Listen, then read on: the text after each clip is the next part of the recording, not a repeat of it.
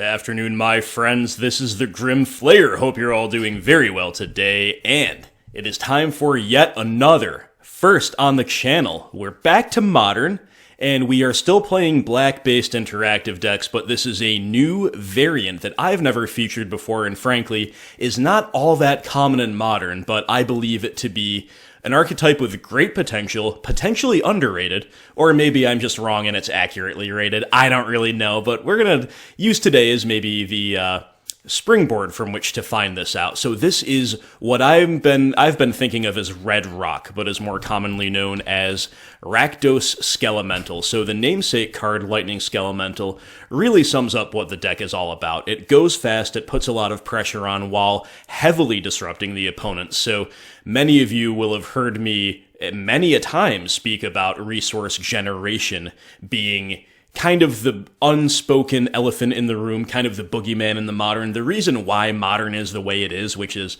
not most people's favorites relative to how it was like 2 years ago.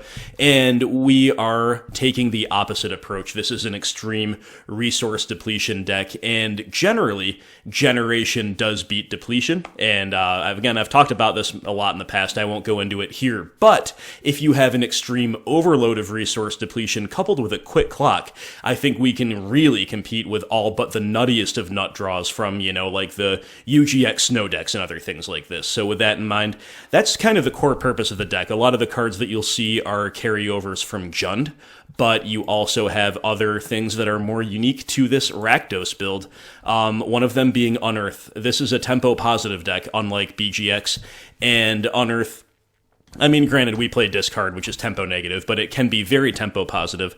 And Unearth on a Lightning Skelemental is really the big winner, right? But you can Unearth Kroxa and Bob sometimes at the right place, so that can make a lot of sense. And in terms of pure value, it's hard to beat Unearthing or Seasoned Pyromancer, especially if the opponent already had to spend resources removing or trading it, right? Removing it or trading with it, I should say.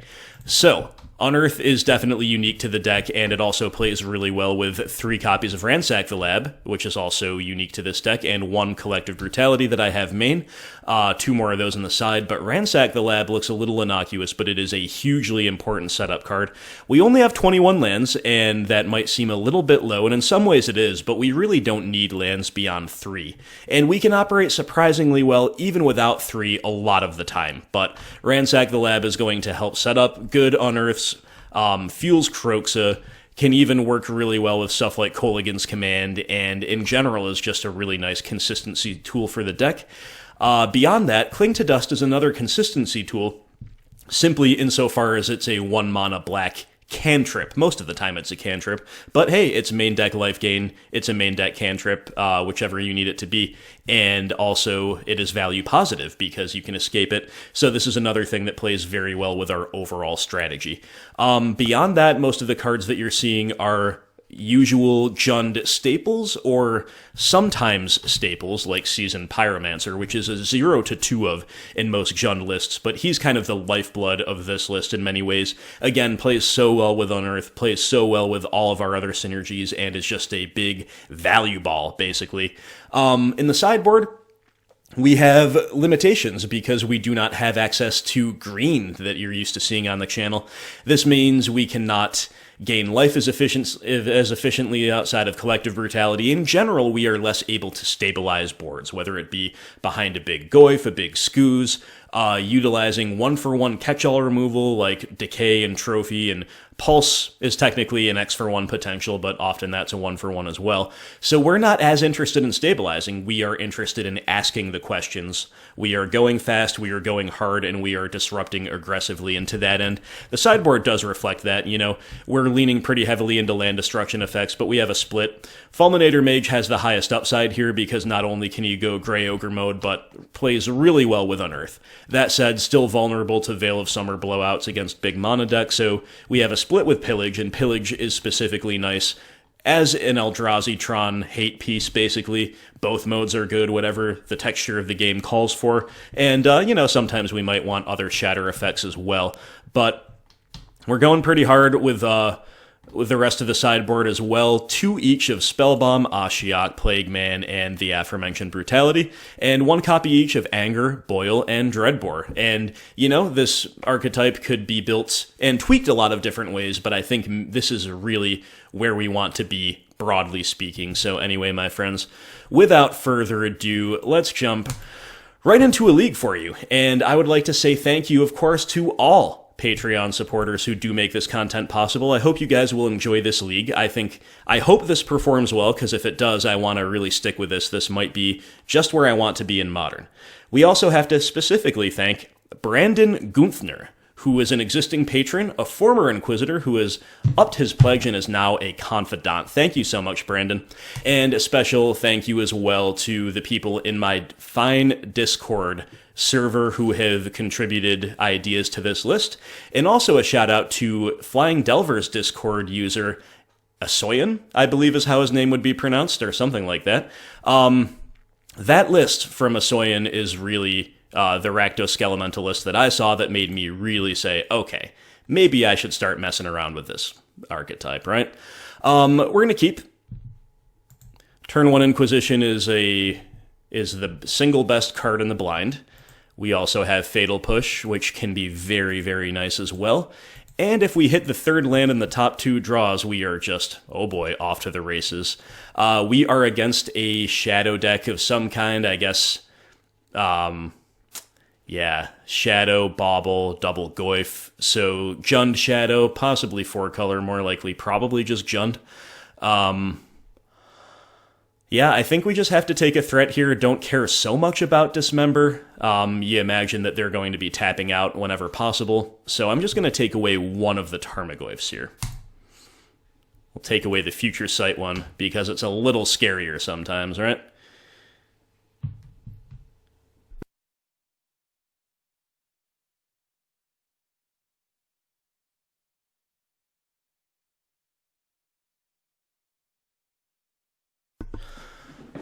Opponent shocking in that crypt. Then on the upkeep, they will bauble us. So they know that we just drew that Ransack the Lab, and that's actually a really nice draw because we didn't have anything else to do besides hold up push anyway. Almost certainly just taking a 3rd land if one's available. Blackcleave Cliffs. Yeah, so those are some nice finds as well. Another Spyro's good. Thoughtseize is definitely fine here, but I'm still going to take the Cliffs. And we are going to ensure our curve out. There is no need to get greedy. We already, after all, have 2 Spyros and a Skelemental in hand. It should be more than enough value to bury the opponent. So instead of worrying about more value, let's worry about actually casting those good spells, right? So it looks like just a Tarmogoyf here. 4/5 Goyf. Even if they have like a Street Wraith to cycle in response, it is still not big enough to stop our Skelemental from connecting. Now, it's a little bit of a risk to do the Skelemental thing, though, simply because it's going to turn on the Shadow, right? But they can turn it on with Peatland and Dismember anyway. We do have 1 Fatal Push for it. I think we're supposed to get the 2-for-1. Just get 2 cards out of their hand.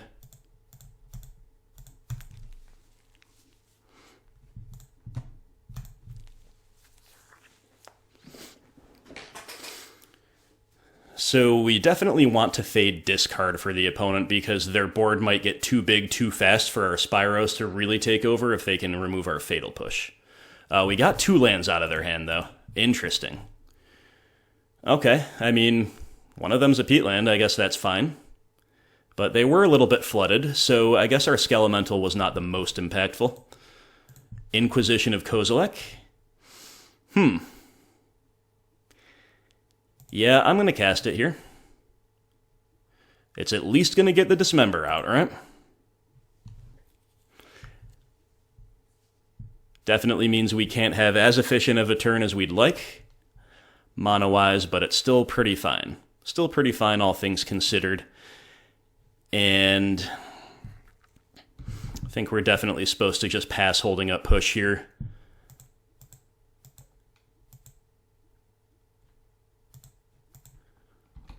Let them go all in on whatever they're going to go all in on before we show removal. Not playing around like Veil of Summer Game 1, obviously, but we are playing around Temur Battle Rage.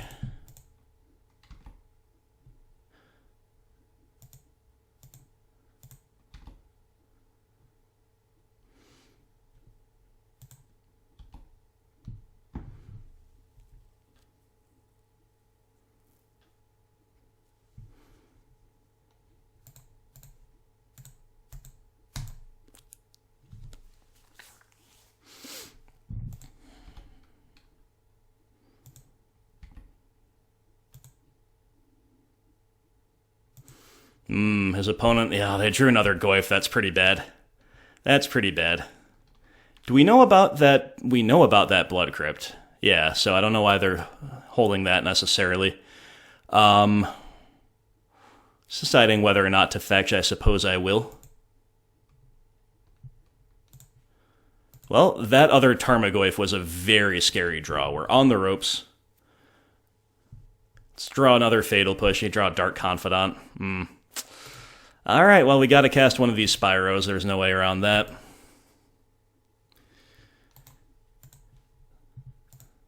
Make 2 tokens. We draw Cling to Dust and Swamp. Not the most exciting, but these are ways to stay alive, and we've got some tokens to make. So the opponent's got to be very careful with how they attack, right? So we could very easily kill them on the crackback. Inquisition. All right, so we get the nice response here. Do we want to gain the life or do we want the card? I think in light of the Inquisition, most things that we draw will be taken, so let's just gain the life. I haven't really used this card before. If it was a creature card, you gain the life.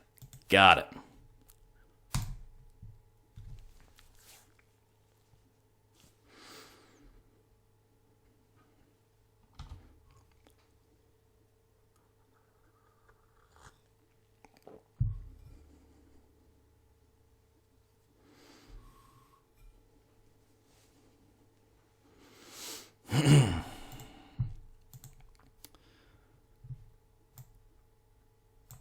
Taking 1 block here. Yep, there's that Blood Crypt. Okay.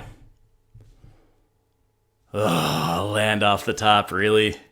Really, really, really. Well.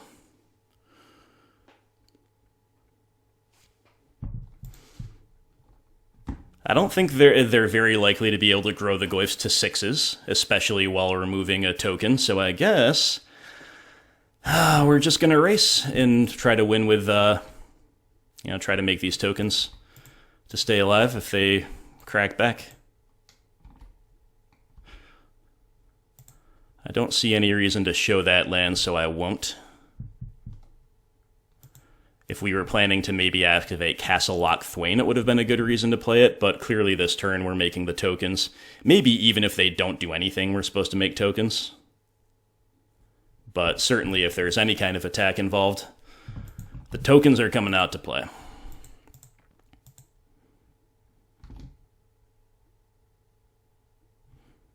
They send them both, huh? I mean, what do they play, like a Tarfire? I guess Tarfire would be lethal. That would be their nut draw, though. No. No, Dude, what the heck? What the heck? Okay. Okay. Why did I call that shot? Oh my goodness. Guys, like every single league lately that I've played has had moments like this. Let's hope that's the last one. Where they have, I think, exactly 1 card in their entire 60 that's lethal, and that was it. Unbelievable. It's not even, like, necessarily one that everybody plays. Like, Seal of Fire is probably as common. Oh my god. Did that just happen? Sometimes I really wonder.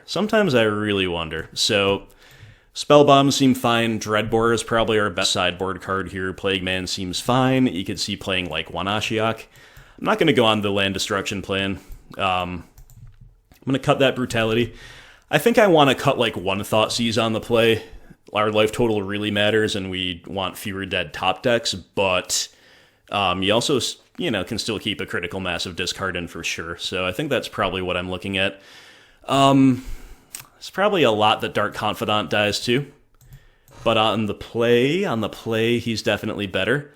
And then a Lightning Bolt is questionable against a Shadow deck and a Tarmogoyf deck more broadly. Everything else looks really fine, so let's say Dreadbore. Oh, we'll play the Plague Men and the Spellbombs. What about this on the play? We just cut all 4 Lightning Bolts, play an Ashiok in the Bobs, try to run away with the game with our permanents, and then if we take him to game 3, we can reconfigure, and I almost certainly will reconfigure away from Bob and Ashiok on the draw. I can't believe the Tarfire! The Tarfire got us! This is a very fine opening hand. We don't have any X for 1s in hand. That's the problem. But otherwise, it's a really nice curve. Good interaction. And opponent mulligans to 6. You love to see that. Okay, Liliana the Last Hope. Whoa. Whoa there. Okay. I'm probably just going to take her. Dreadbore can kill her, but let's not let her get value. This game's going long. If we had like a Skelemental all rolled up, maybe we take Tarmogoyf or something, but...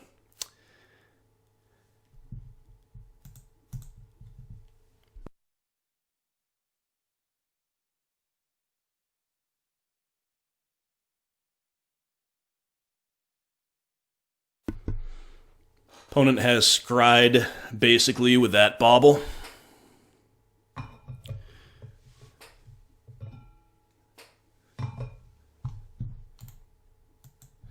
And they look like they want to draw whatever's on top. Alright, so they could be playing Ashiok, so I'm going to take this chance to use one of my fetch lands anyway. For a Ransack the Lab, and we see K-Command Liliana of the Vale Mountain. Well, we don't want Mountain, but the other two are pretty great. I think in the context of our hand, Liliana's better.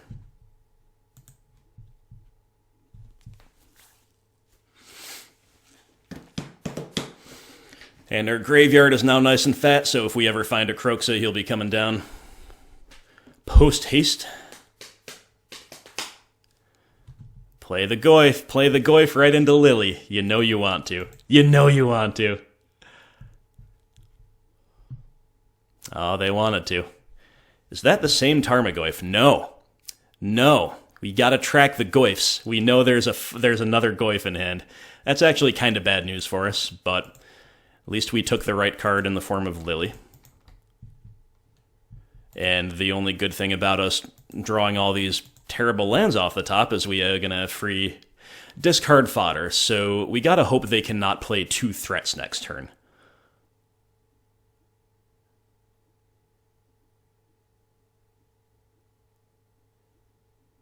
Inquisition. That's also bad. That is also bad. Down goes Dreadbore, yep. But hey, at least they didn't get a threat down. Inquisition right back. Nice. So why don't we tick up first, just because we know Inquisition's going to hit. We give them less information this way.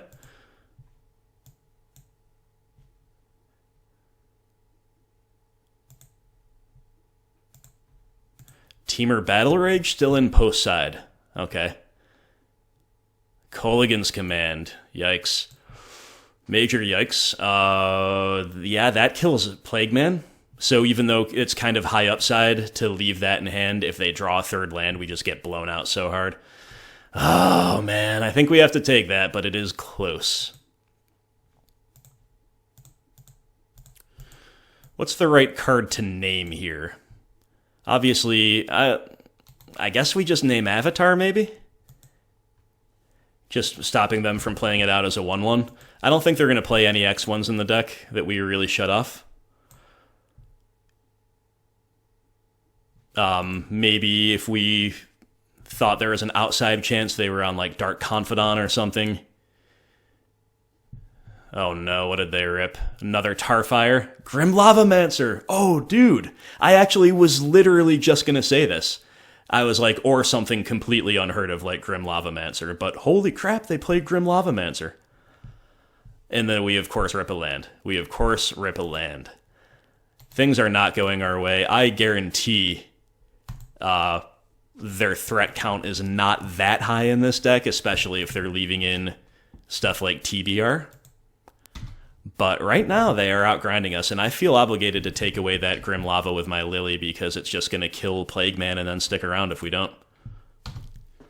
So, like, our position could still be fine, but I think, on average, given top decks, we should be way more than fine. You know what I mean? Lightning Skelemental. Oof.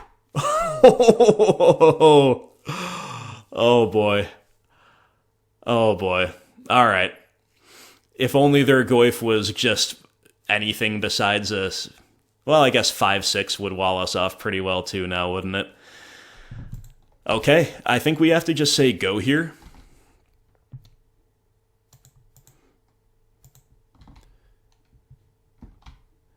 I think it's highly unusual that that wasn't a bomb top deck right there. Just a lot of circumstances kind of conspiring against us right now, my friends. Brutality. Okay.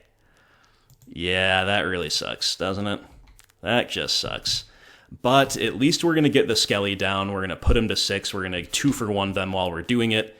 If we draw an answer to Goyf as well, we're back in the driver's seat. Ransack the Lab, eh? Well, I'll lead there. It's a good draw. We're almost certainly priced into the Skelly. I was going to say, unless we draw something that takes care of Goyf right now. Liliana the Veil, huh? Well, there's a lot of options here. There's a lot going on here.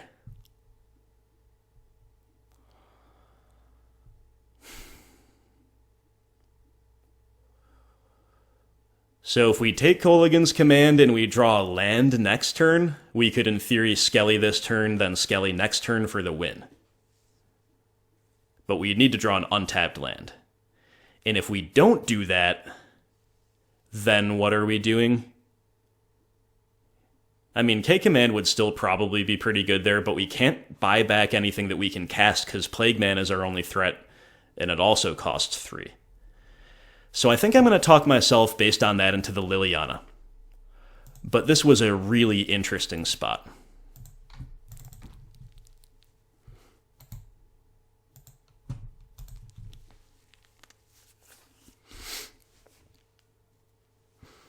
Really, really interesting spot.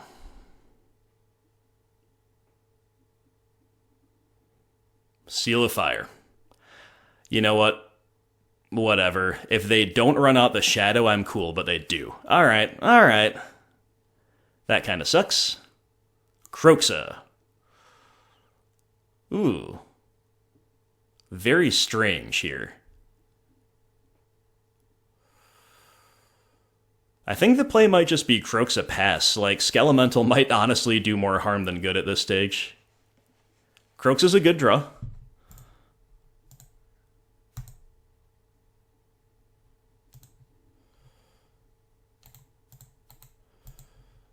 Well, I'm pretty glad, I guess, that we didn't go... They have Anger of the Gods in. Interesting.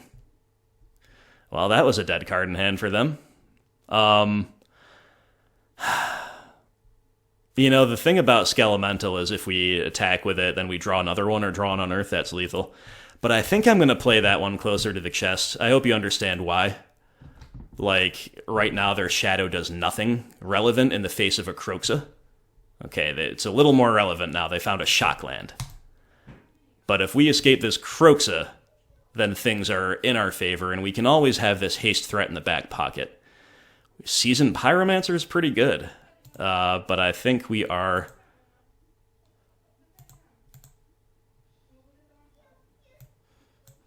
escaping Kroxa here.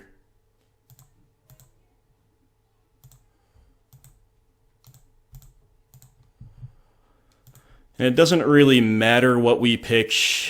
I mean, I guess we technically want to shrink their Goyfs, so let's get our Planeswalkers out of there, otherwise it's All kind of whatever, just don't take away creatures, basically.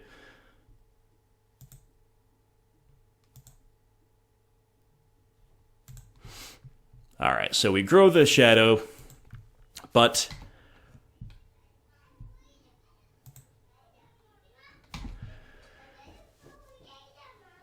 I think they have to have a really good draw here for them not to be in huge trouble, right?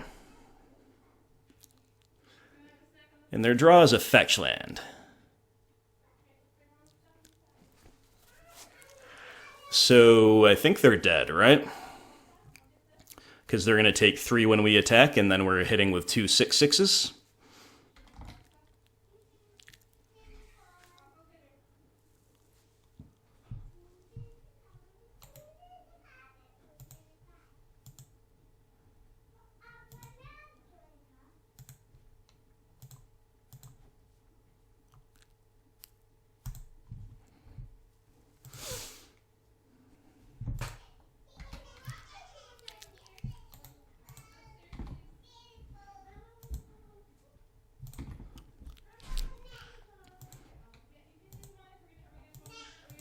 Alright, Kroxa will be cut down by the Shadow, but Skelemental gets over the line. So I do like our sequencing there. Obviously, there are some things that could have punished us for that, but yeah, that was not their sequence there, was not one of them. So,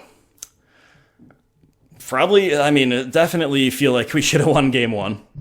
We do win Game 2. Game 3, again, cards like Ashiok and Dark Confidant get much worse on the draw. They're already kind of marginal in the matchup. So one interesting option is to just put all of our lightning bolts back in. They're very bad against like them curving out perfectly, but there are situations where they'll kill a Shadow or where they'll just be in for lethal. However, I probably want to play my missing Thoughtseize as well on the draw. So with that in mind, do we want to do something more modest, like Ashiok out, Bob, 2 Bobs out, and like 2 lightning bolts in? Is that viable? I think that's viable. Yeah, and you know, we could find a place for 1 Bob to be fine, or maybe not, but I think this is pretty good.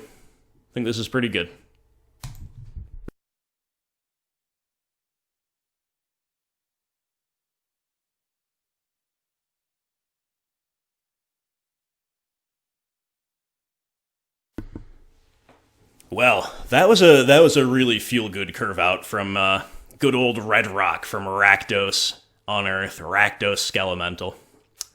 I do like this deck a lot so far. Really do. Hope you guys are all doing well. Our hand's medium, but I'm definitely not going to mull it in this matchup. No pushes or discard spells, though, is a little bit rough. We definitely want one or the other early on. But yeah, high ceiling from Skelemental. Pyro's our best grindy card.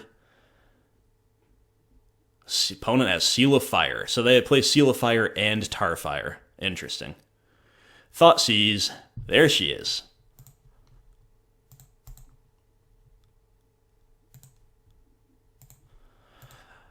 Kinda wish you were an Inquisition, but I will not complain. The opponent has Brutality, Push, Liliana, the Last Hope.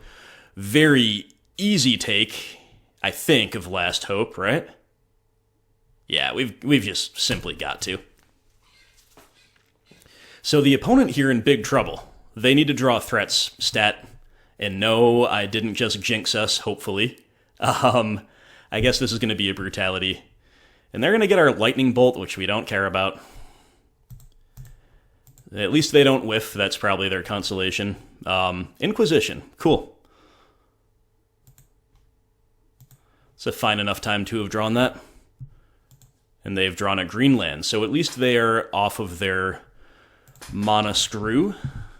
But right now, we're just setting up to kind of win the game with a Spyro. Or pull ahead with a Spyro. Let's not get too far ahead of ourselves here. Ooh, Renin 6. Ooh. Dang. I didn't necessarily think Ren would be in the deck.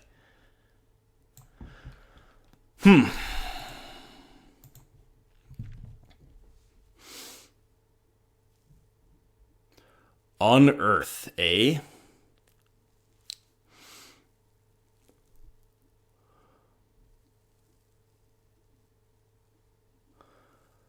Well, it seems pretty bad to trade Skelemental for Seal of Fire, but I still think we're supposed to. Because next turn we can then Unearth into Spyro. Unearth Skelly, play the Spyro, or maybe... And we even have redundancy against a discard spell because they take one, we play the other, right? So, I think that's the line.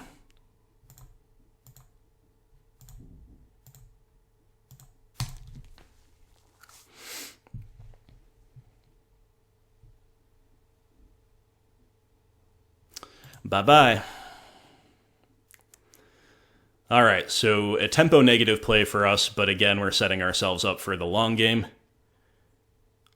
Okay, OP has another fetch land. I guess we knew about that one.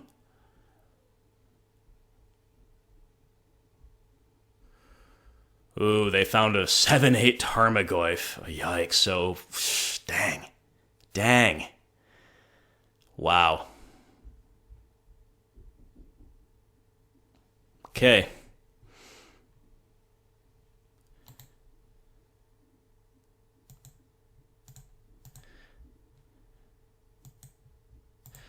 Guess we're supposed to just play this guy out, pick our lands, and hope to stabilize over the course of a while here. We're going to chump block, then Unearth, and take it from there. Ransack the Lab, a good draw to have in the back pocket, but the Ren ticking up is what's annoying. And if the opponent wants to, they can just erase us really effectively here with a Fatal Push. So... I can't believe Goyf is this big. If only we had a push of our own, I would feel mighty okay. But we don't.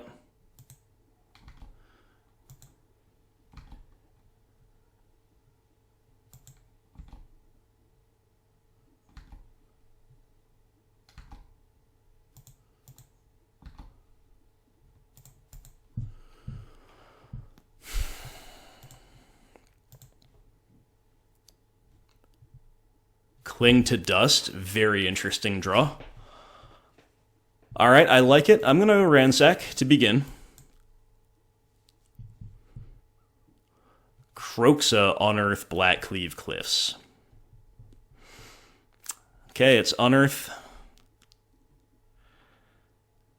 Or is it? Because we're just kind of pitching our hand anyway. So I guess we have to main phase a Cling, followed by unearthing the Spyro, so we might as well just use the Cling to gain life and shrink the Goyf, and then we better take Blackcleave Cliffs here.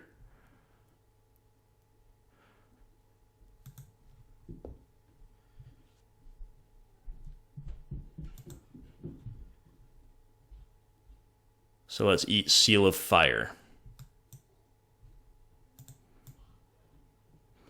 Oh no, we want to gain the life. We actively don't want the card. So we're not going to shrink the Goyf that way.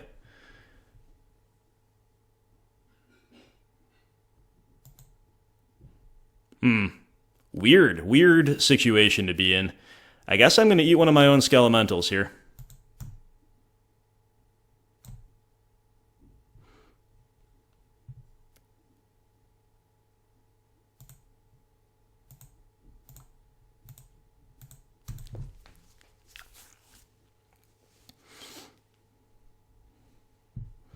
The grind is real, my friends. We're putting up a really good fight. Still no ability to kill a Tarmogoyf, though.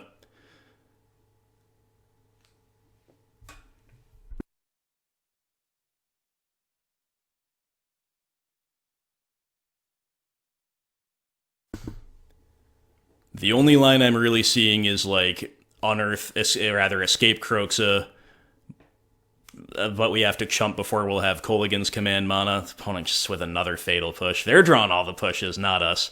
And the Ren is going to ult, so we're pretty dead, I think. Kind of need, like, just a straight-up push or Liliana right now. Grim Lavamancer, so now Liliana doesn't do it. Kolaghan's Command.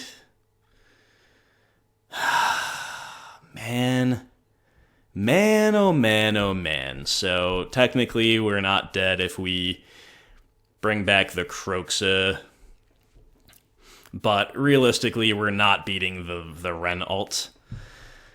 We don't win with Spyro tokens either because Ren can ping, Lavamancer can ping, Goyf swings for lethal. And they have a land in hand, right? We know about the Verdant Catacombs, so I don't think we have any option here except... No, even getting the land out of their hand doesn't do anything. Yeah, we're just dead, right? Escape the Kroxa, and we get it pushed by the Ren ultimate. That was brutal, but frankly, the opponent's curve out was really good there. Ours was fine, but Skelemental proved to be a little bit weak there. It would have been much better if we were on the play. But Skelemental was kind of like one of our big threats that didn't really line up too well. Whereas stuff like Kroxa and Spyro were good, but the opponent's curve out was so aggressive that it was a little bit too slow. But really losing that game 1 was just preposterous to the top deck Tarfire. That's really where we lost the match. It was a good match, though. It was fun, it was well played, but we start out 0-1 on our debut with Red Rock. Feels a little bad. I will keep this hand on the play. We've got Attrition Overload. We begin with the Depletion, and then we pivot to Generation on the back of Spyro, and the opponent will mulligan to 4. But they're a companion deck. It's a Gigantha deck. I don't know what Gigantha deck mulls to 4. I guess probably just Tron, right? Let's find out. Inquisition might whiff? No. We take Expedition Map. That's a lovely hit. That's a lovely hit. Alright, I think we're favored here against Tron. It's still Tron. They can still just Tron you out.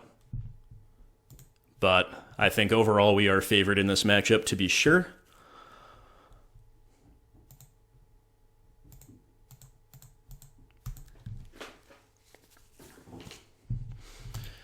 Inquisition into Kroxa after the mull to 4, needless to say, pretty brutal. They lose a Sylvan Scrying. Okay, well, we're still in danger here. It's gotta fade the Absolute. Nut draws off the top for OP. Chromatic Star.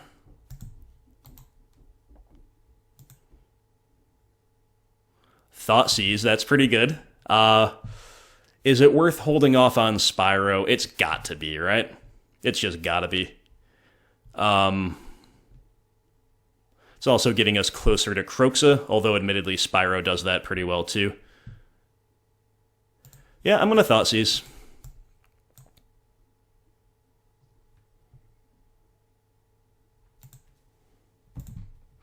I'm also going to run out the fetch land again, looking for the fastest possible Kroxa escape here, in context of the spells we want to cast.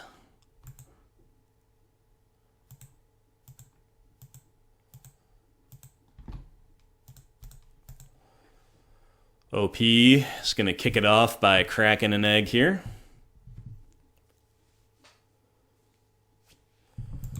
And they have found nothing of use. Very nice. Very nice indeed.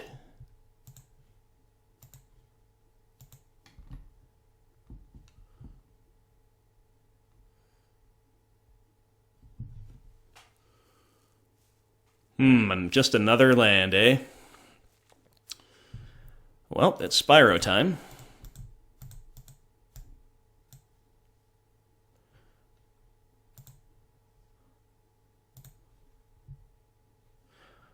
Okay, we could unearth Kroxa right now. Is that worth doing just to get a random card out of their hand? I guess so. We're gonna escape him next turn just the same anyway. And I don't really expect them to have removal or something to actively punish us for this in game 1.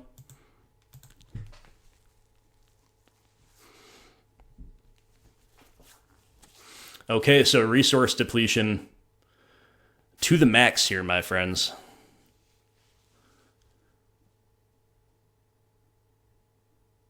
They hit a 3rd land, but it's not the power plant. Do they have a Oblivion Stone? No, they're just putting their Gigantha in hand. Okay, I think we can handle that. Let's escape Kroxa. We have Ransack and Inquisition, but who are we kidding? It's Kroxa time. 1, 2, 3, 4, 5.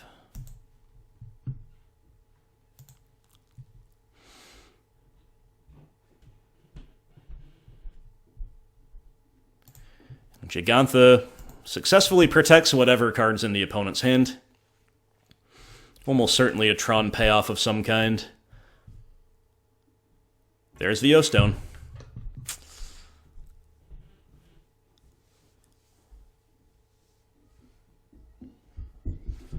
Okay, we're going to main phase Ransack in case we draw Unearth and, like, bin Skelemental or something.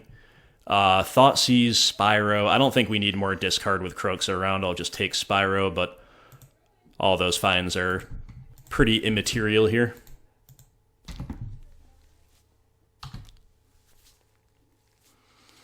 Golos. Very interesting. Concession. Alright, well, thankfully, they mulled to 4, which made our depletion extremely effective. Again, the caveat here is that it's Tron and anything can happen against Tron. But I do kind of like our matchup here, bringing in 4 Stone Rain effects, and possibly considering Dreadbore and Ashiok. I think that's about all we're interested in. Brutality, Fatal Push. Cling to Dust is pretty marginal. You could cut a Spyro or 2 for the crime of being too slow. Let's get these 4 cards in here before anything else. Ransack the Lab is also a slow setup card we could consider cutting, but maybe the prospect of Unearth makes it potentially fast. I don't know how good either of these cards are, frankly. Ashiok and Dreadbore. I'm definitely not playing more than 1 Ashiok. I think 1's fine. But is it better to just... I don't think I'm playing Ashiok at all, on the draw anyway. I will play a Dreadbore. I think 1 Dreadbore is reasonable. And then from there, we're just going to cut 2 setup cards, and it's going to be at least 1 Spyro. I think I'm going to keep the Clings just to ensure curve-outs. So do we want to cut the 2nd Spyro or the 3rd Ransack? I will cut the 3rd Ransack the Lab.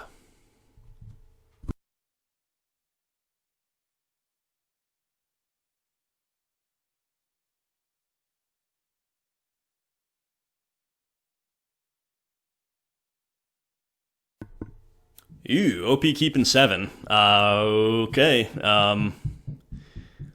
Do we mulligan? In light of them keeping 7, I kind of want to mulligan. I kind of want to mulligan for turn 1 discard in case they're depending on scrying to assemble Tron. I don't think our hand's very good anyway. It functions, but the only thing it does that's really impactful is maybe Kroxa. So I'm going to send it back. Alright. Still no discard, but I will keep this one. And I'm just going to bottom Lightning Bolt.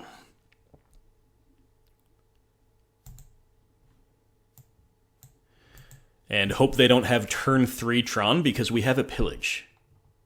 We have a Pillage. Okay, mine into Relic. It's not mine into map. Doesn't mean they won't have it, but it's not mine into map. Obviously, Relic is very good against us, though. Alright, well, we're going to Pillage them. So they better hope that they've got turn 3 Tron, right?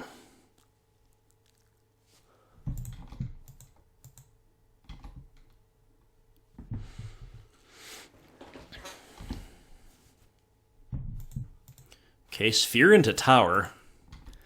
A little scary, a little scary.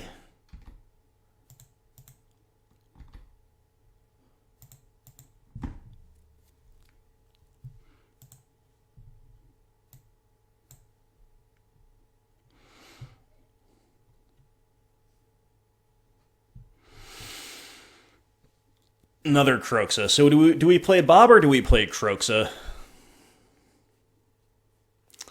I think I'm going to play Kroxa here, like, one way in which this works to our favor. Like, either one is pretty bad if they have turn 3 Tron plus a payoff, but one way this works to our favor is if they actually don't have removal.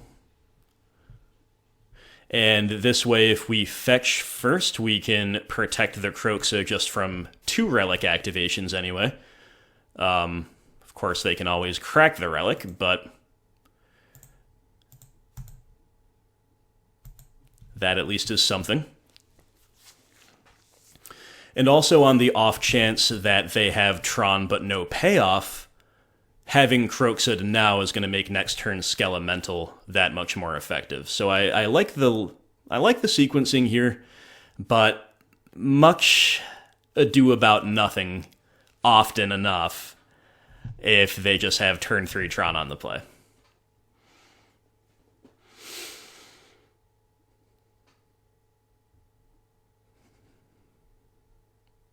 Okay. They begin with the Stirrings, so we're not getting Troned necessarily this turn. They only get a Tower. Nice. Okay, so down goes Bloodstained Mire out of our graveyard, but we're going to pillage that Urza's Mine, my friends. Woohoo! Yeah, I think that's got to be the line. Skelemental's tempting, but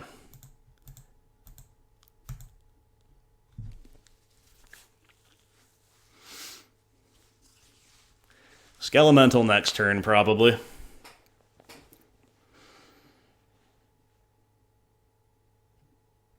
OP with a Blast Zone. So they're continuing to make land drops, but they're tapped out. So Skelly's going to hit, which is a beautiful thing. Spyro, sure. But it's Skelemental time.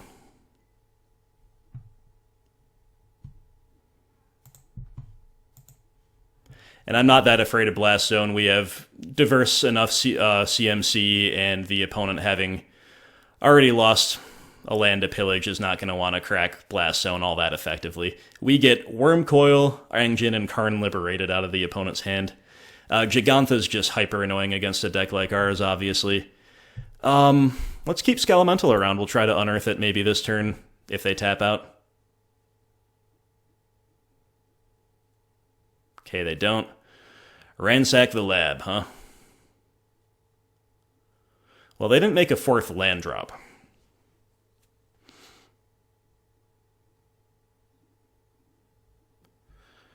So we can play Ransack the Lab is interesting. I kind of want to play Ransack and pick a land and then play either Dark Confidant or Kroxa. Alternatively, we can just try to dig for a Pillage. So, I mean, it's also definitely just fine to play Bob here, or even to play Kroxa here, I think. I'm going to go for a slightly higher upside play of Ransack the Lab. Sure.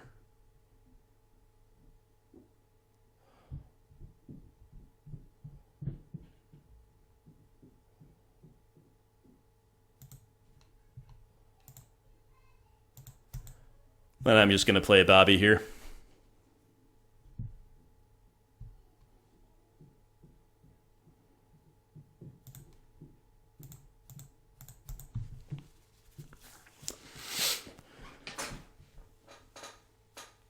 The opponent may feel pressure to crack the relic here. It's plenty of value to get out of our yard. Indeed they do. Makes sense.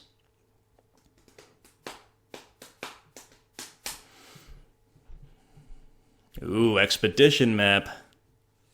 Expedition map. Alright. They go get Forest. Unexpected.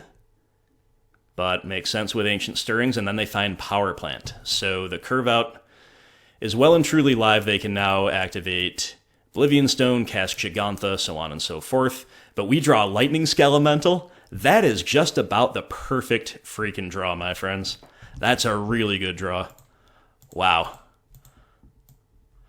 And then we get to even follow up with a Kroxa. So we get to totally empty-hand the opponent, including from that Power Plant. This is what it's all about. This is what this deck is all about.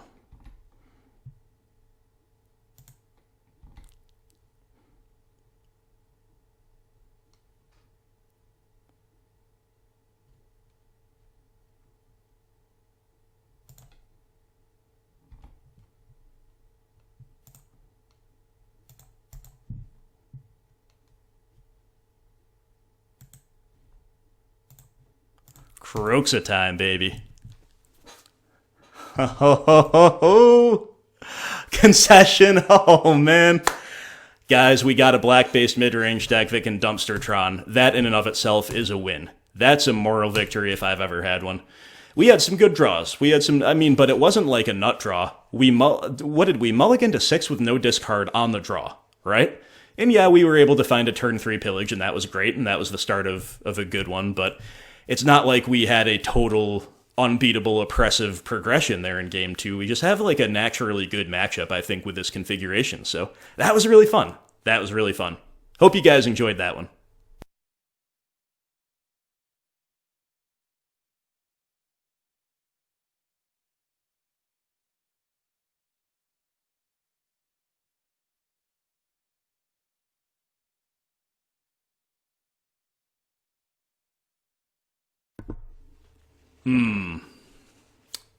I've had like a weird amount of 5-landers. I don't remember how many have been in this league and how many have been in my practice games.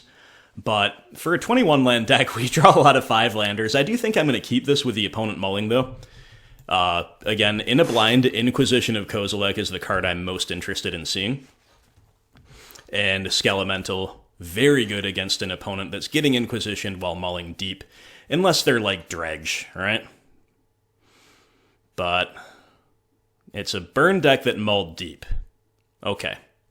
Show us a land? No, they show us a Skelemental. Well, the Skelementals kind of help us erase against burn, but they're otherwise certainly completely unable to help stabilize us, right? But with the burn player on the play, with turn 1 Goblin Guide, we're just very lucky they mulled so deep.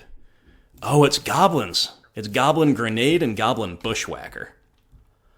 I think we're supposed to take Bushwhacker here, right? Because right now we totally lack ways to remove any goblins, so...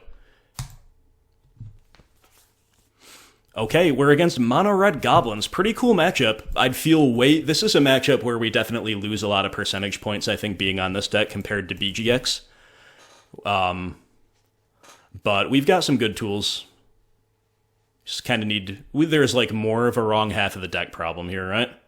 Oh, whoa! Light up the stage? Really? That's nasty. Okay. Unearth, very bad draw. Very bad draw. Oh, man. We're just gonna, like, do very little and maybe lose to the goblins. Maybe not. And yeah, maybe I should have played Castle Locthwain to consider cycling Unearth. Or Graven Cairns to consider cycling Unearth. I don't know. I didn't think about that one hard enough.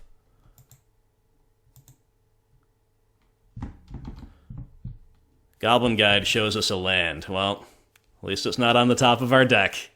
We need a heater on the top. Need something that can stabilize or kill. Lightning Bolt can kill. Alright. Alright. It's a thing. It's a thing. So...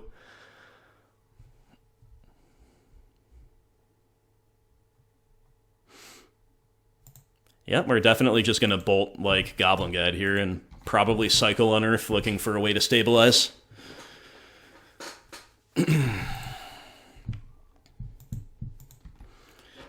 You know, I guess there was like a non-zero number of incentives to main phase cycle Unearth. Like, it's possible if we draw Inquisition we want to use it there. But I kind of doubt it, right? So, like, Legion Loyalist's ability here... Okay, we're going to draw another Skelemental. Really? Legion Loyalist's ability here is worth considering bolting it because we cannot necessarily stabilize the board with Spyro tokens if they go wide from here. Nevertheless, I think we're supposed to simply bolt Goblin Guide here because it is the clear and present danger.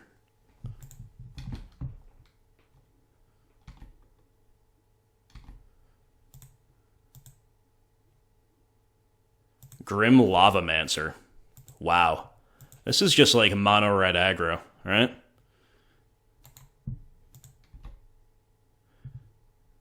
Grim Lavamancer is a bit of a scary one.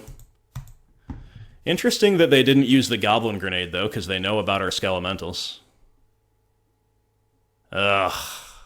Ugh. We cycle only to find another land on top. Well... This is the hand that we have been dealt. Like I said at the beginning of this, major league wrong half of the deck problem here. However, if the opponent bricks, we could still be in it.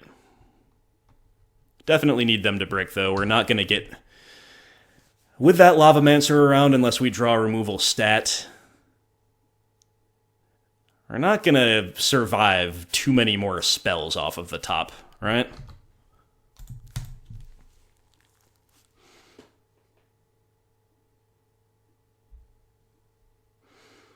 And Grim Lavamancer can control our Skelementals annoyingly well, but hey, you know, at least it's not pinging us then, right? Foundry Street Denizen, yep.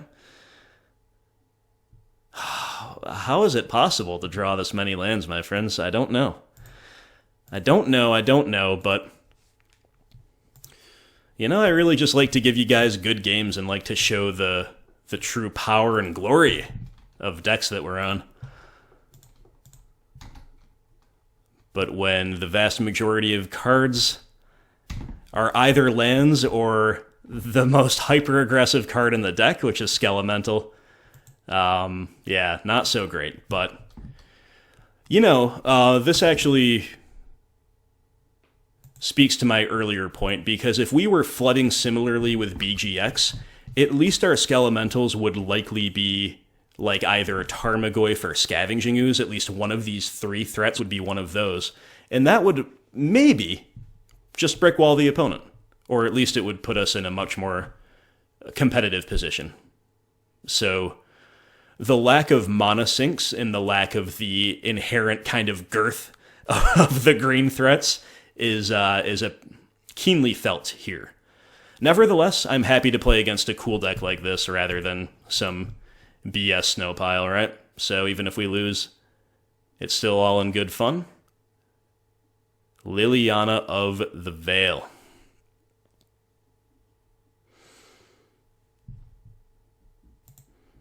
What else can we do besides play some Skellies?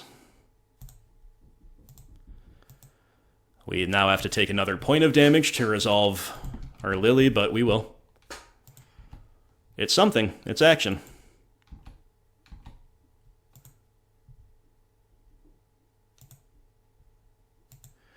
But yeah, I don't need to belabor the point to tell you how bad it is to draw this half of the deck while flooding against this specific opponent and the specific opponent's board. I think, even though, like I say,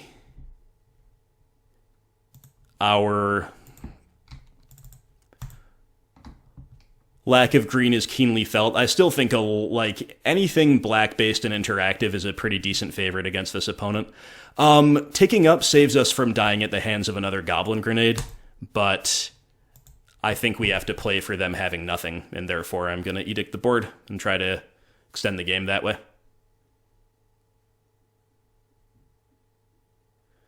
Okay, at least one of their two remaining cards was nothing. It's a Wooded Foothills. Oh, but they fetch? Why would they need to fetch? What's going on? Oh, main phase light up the stage. Interesting. Devastating summons. That seems incredible right now. I don't think we can beat that.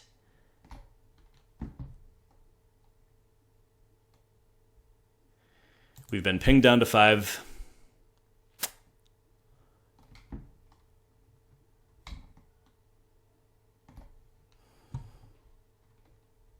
Liliana is being attacked off the field. And how aggressive will they get with the summons?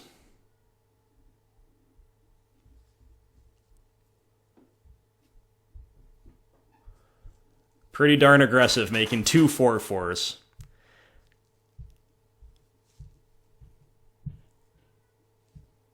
And we draw a land off the top of the deck. Oh, man. Yeah, what can you do? No point dwelling on it, except maybe to remark upon how ridiculously unlucky that was. But they got a lot of tools on the side. Plague Man, Brutality, Anger all seem wonderfully good. I don't know if there's anything else we want. Dreadbore. Dreadbore is something we want. That's probably all.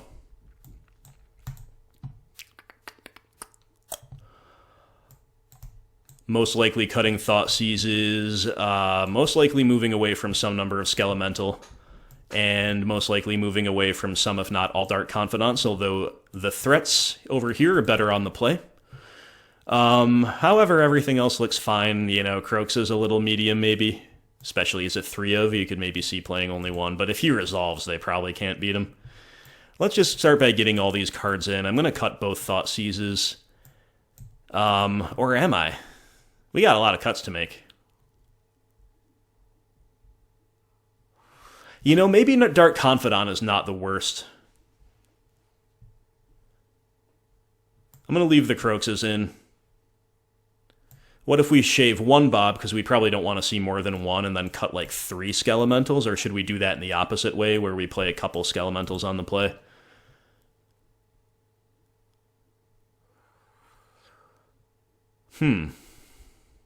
Yeah, we just gotta cut one of these, either 1 Skelemental or 1 Dark Confidant. I don't know which, frankly. We brought in a lot of 3-drops, so I guess I'm gonna cut a Skelly.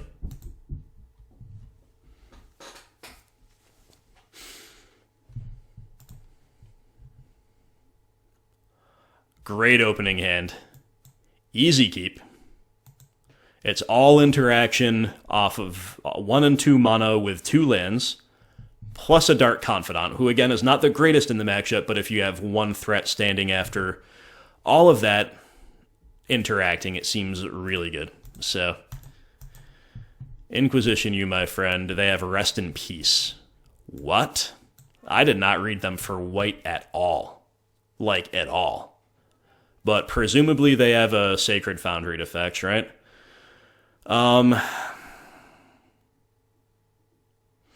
Like, technically we don't care about the rip right now, but I still think I'm going to take it. Like, I think we can beat their hand with our hand, having made that trade.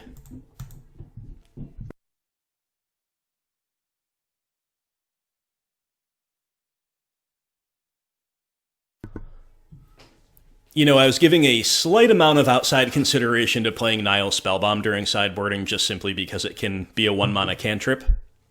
But Rest in Peace is a very good reason not to do that, because it's going to shut off our draw off of Spellbomb, right?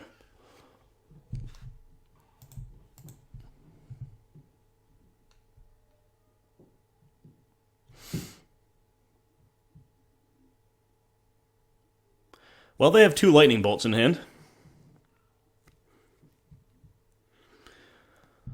I don't think I'm going to run the Bob out into 1 quite yet, especially because we drew another Fatal Push. I think it's fine just to, even if for no other reason, not to take the 2 unnecessarily from Blood Crypt, right? But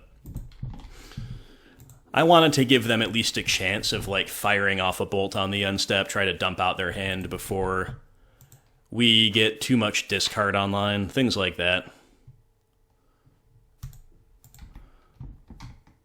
Okay, Burning Tree into Bushwhacker, is that what's going on here?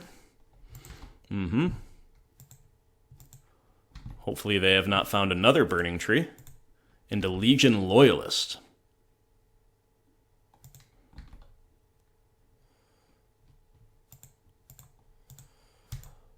I'll push the one that's going to attack this turn, I guess. One unknown in their hand, double bolt Bushwhacker. We've drawn Kolaghan's Command. Kolaghan's Command, Dreadbore, huh? I think this is a fine time to just Dreadbore this thing. It's going to make the Bushwhacker that much worse.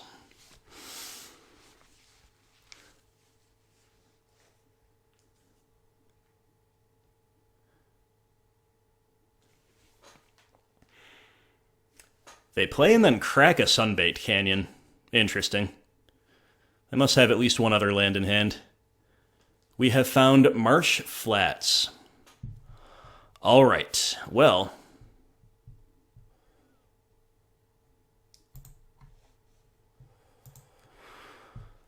I'm going to hold up my K command here. Like, I thought about playing Bob, trading him with a Bolt, and then we can buy him back with K command, but it might be better just to get a Bolt out of their hand with Kolaghan's Command, you know what I mean?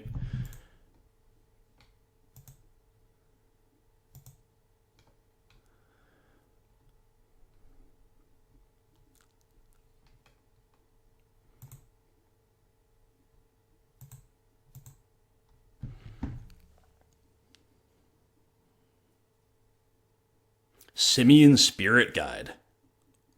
Really? Oh my goodness. We should be pretty favored against this deck if they're playing card disadvantage like Simian Guide. I think we were already favored. Again, not as favored as BG would be, but... Wow, and they shove in on a devastating summons, huh? Followed up by Bushwhacker, I guess. I mean, it's pretty solid.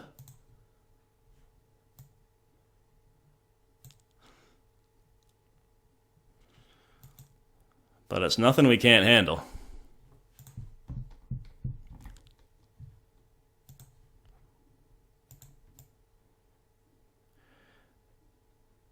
So yeah, let's shock an Elemental, and these are permanent, right? Yeah, I just wanted to make sure they didn't go away at the end of the turn. Shock an Elemental, discard out a Bolt.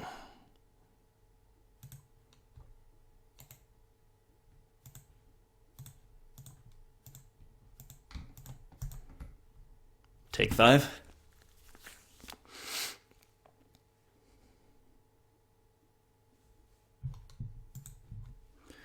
And hope to draw one of our ways to stabilize the board. Or just continue drawing removal like this. That's pretty fine too, I guess.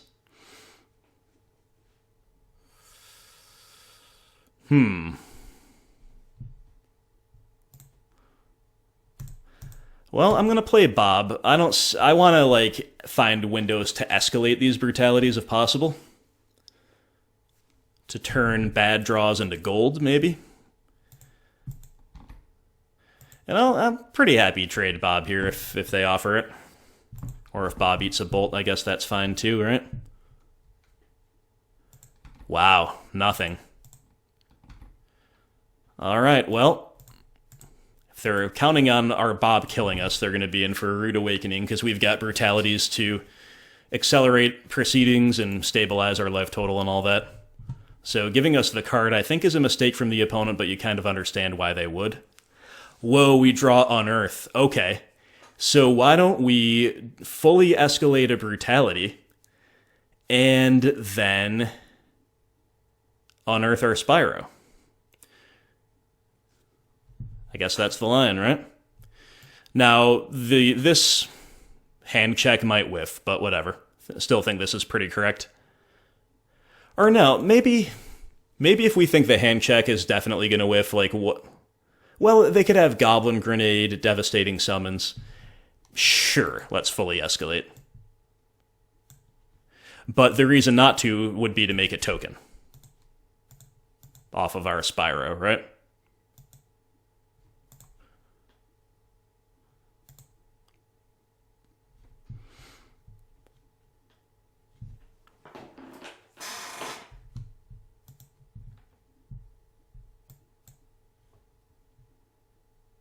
Okay, it whiffs.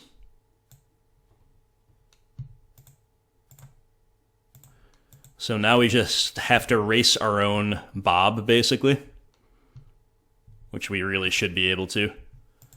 But, admittedly, when I was initially so cavalier about being able to do that for sure, it was before we drew that Spyro and set up this really good play.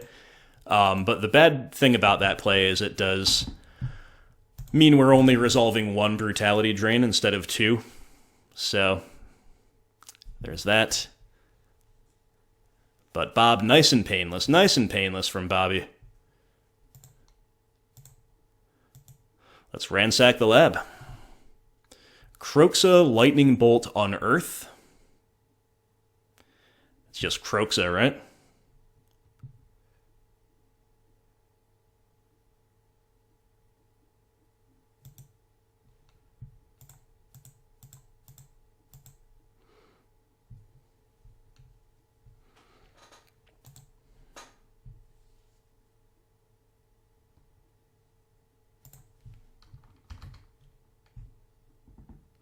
And we get that Bushwhacker out of their hands, so no real worries with turning them sideways here.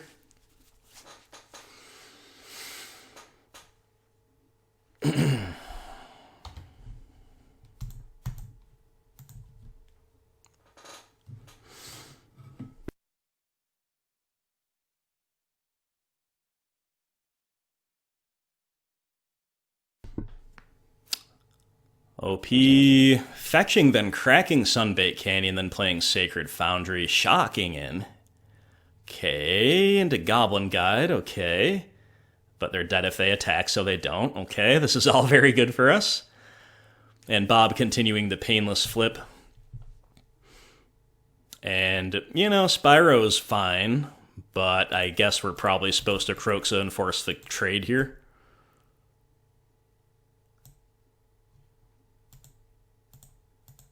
Okay. GG. That's how it should be. That's how it should be, but a little scarier potentially on the draw here for us.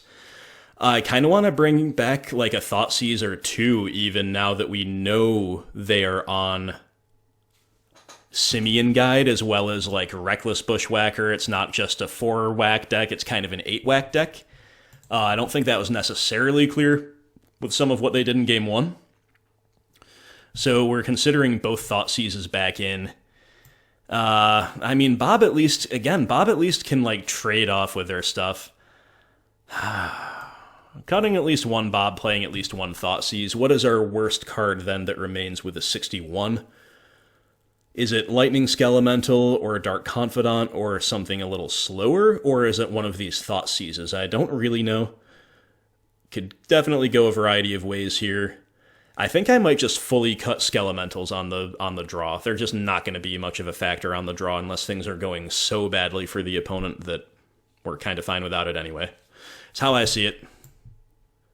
So we leave in one Bob, we bring in two Thoughtseize. Definitely a little... I mean, we also have to worry more about Rest in Peace too, so... Definitely a little sketchy to be playing two Thoughtseizes against an all-out aggro deck, but I think we have sufficient incentive. Okay, really wish we had one mana interaction, but this hand is definitely too good to pass up. I mean, it's really hinging upon Brutality being awesome. The Ransacks are fine but slow. I mean, Plague Man could really majorly X for one them here, right? Okay, turn 1 Grim Lavamancer. Lightning Bolt, yeah baby.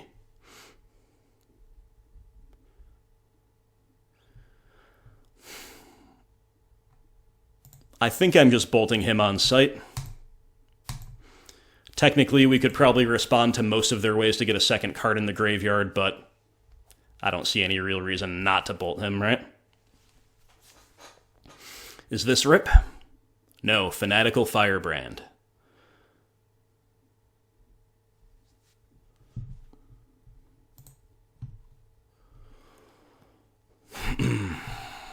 And to light up. Oof. Alright, well, we gotta just set up for a big Plague Engineer. So, with that in mind, The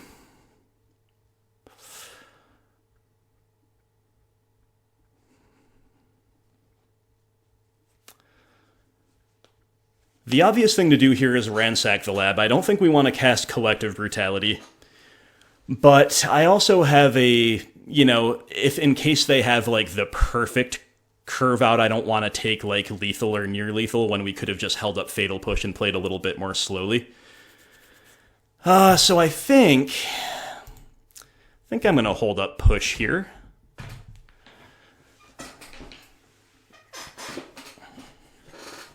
But it is a mighty interesting decision, but we kind of hope the opponent just, like, goes really wide here and finishes the turn tapped out with all the X1s in the book, right? And Plague Man will clean them right up.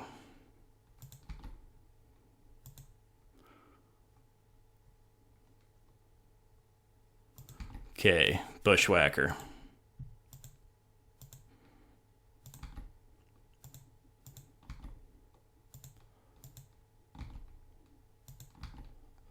Okay, so we're going to be taking 7.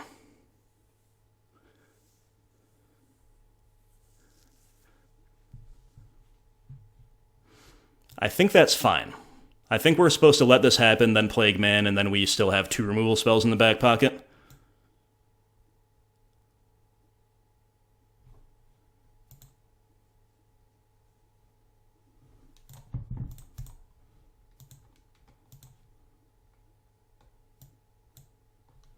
But that, my friends, is probably a decision upon which the match will hinge in one way or another.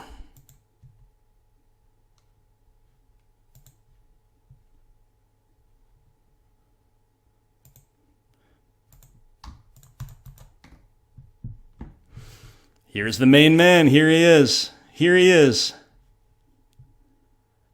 The -1/-1 man. The Plague Man cometh. All right. Feels gut, man.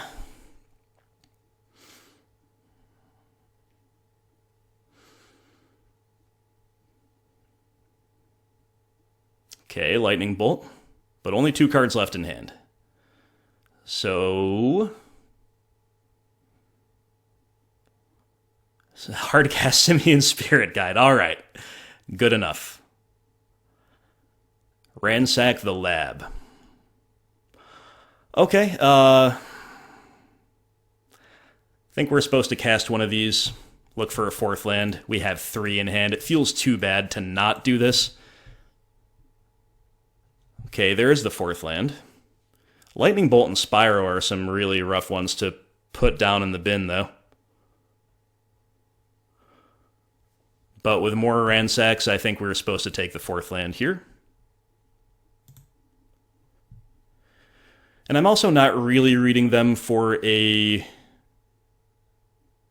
relevant spell in hand that can be taken by Collective Brutality's discard mode. So I think we're supposed to drain and kill the ape.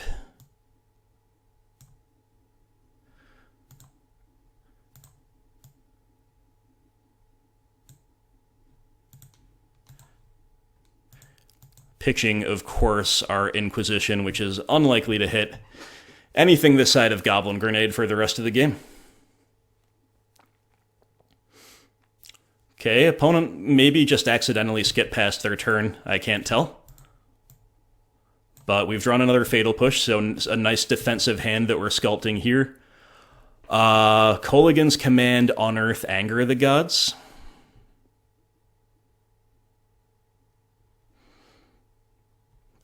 Three nut draws.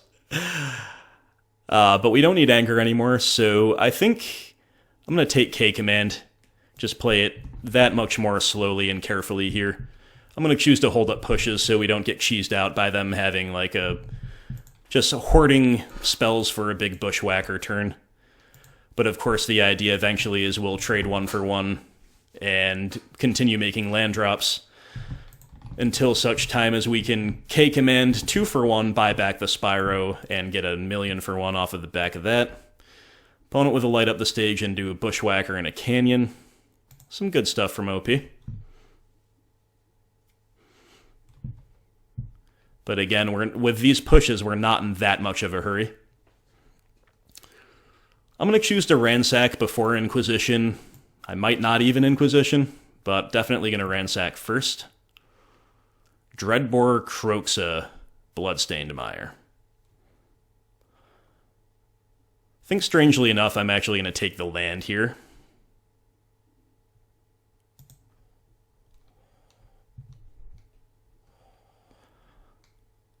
And then I'm also going to Inquisition. They might be on a Goblin Grenade or another Light Up.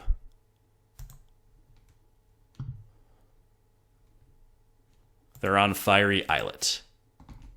Alright, well this is all okay, because now we have a threat that we can, we don't have to pitch our hand to get back, which is escaping Kroxa next turn. And again, we're always holding up 2 Fatal Pushes, so...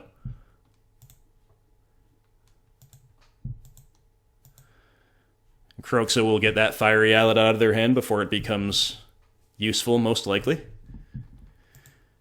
It's gotta fade the Rest in Peace, right?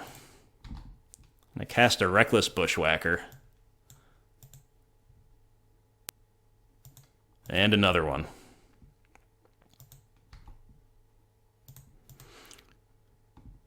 And they're both gonna get pushed.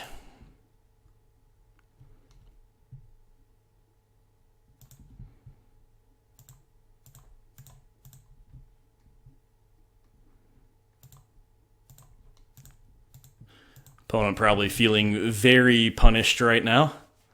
Punished 8-whack player, punished Goblin player.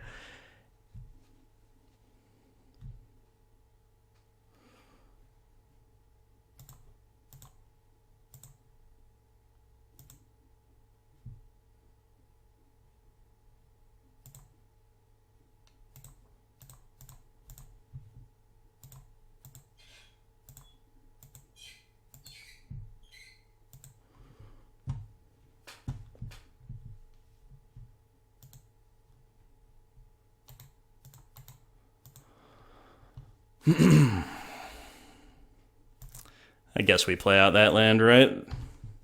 There's some incentives to hold it, but with K-Command, we could be mono-hungry. Prospect of buying back Pyro and all that.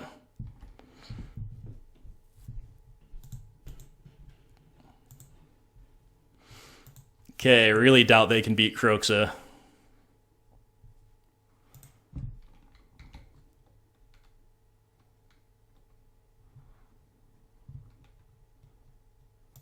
Dark Confidant, sure.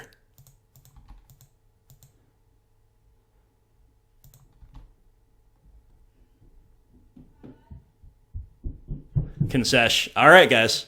Great game. That was fun. Yeah, total wrong half of the deck problem there in Game 1, but Games 2 and 3 with the coup de grace from the Plague Man here in Game 3, definitely pretty sweet. That one was a lot of fun. I will see you for Round 4. Gotta get up for just one moment.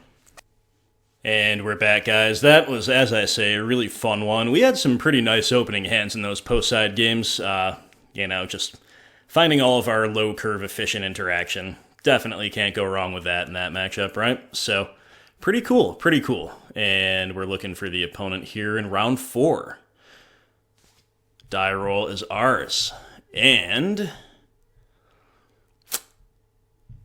it's a risky one-lander, but Inquisition is the card I look for most in a blind game 1, as I've said a few times now this league, and Cling to Dust can at least be a turn 1 cantrip if we fail to naturally draw the second land. If we do naturally draw the second hand, this hand is awesome. So I'm going to keep it, acknowledging the risk of just never hitting a second land, but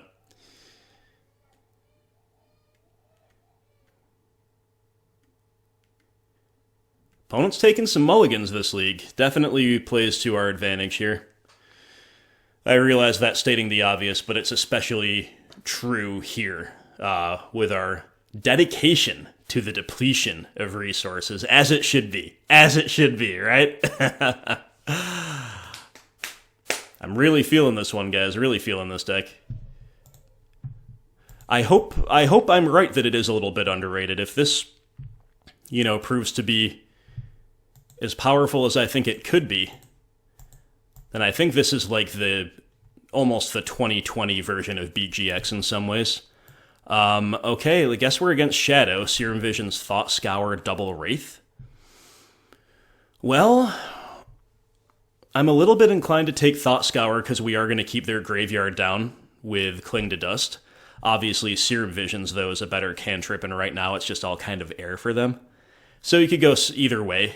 Yeah, I'm going to take Serum Visions. Could go either way, though. Alright, time to draw that second land.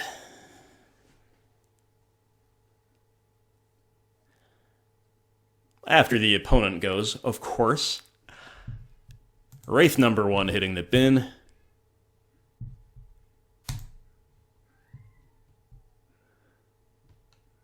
Second land, never didn't have it. Never didn't have it. Alright, well, I think we're supposed to play Bob here. Obviously, Kroxa's definitely viable too. But let's make them find removal for Bob.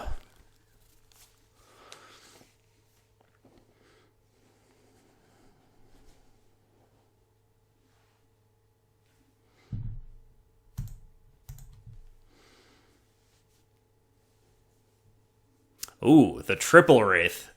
Okay, they found that third one.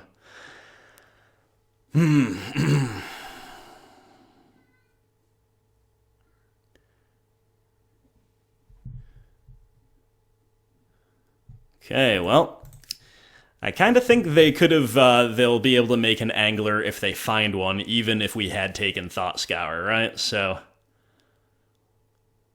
taking Serum Vision's proving to be rewarded there, and we'll just have to see what the opponent found. They've seen 5 new cards since we looked at their hand 1 turn ago. And they show us a land that we didn't know about, so what's it gonna be? I guess it is an angler. Dang it. So annoying. We don't have a good way to answer this unless we draw Dreadbore, and even then they could be holding up Stubby D.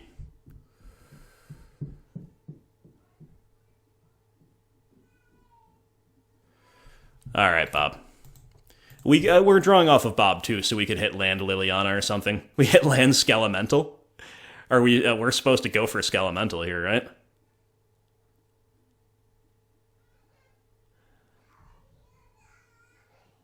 Yeah, I think we're supposed to go for Skelemental here. We have to Effect Shock, though, so we're taking 6 between flipping it and casting it. Alright, the race is on, I guess. I don't know how confident I am in this outcome, but, you know, if they don't have removal here, which I guess would have to be Dismember, right? Then, you know, a lot of things are lethal, including Lightning Bolt plus Confidant hit, including another Skelemental, including an Unearth for Skelemental. We get Thoughtseize Blood Crypt out of the hand. Okay, Skelly, I see you. An opponent with no other use of that mana, so either they've got a clunked up hand or, as I suspect, they have Stubborn Denial. Opponent not caring about anything. They're racing us back. I'm not going to block here.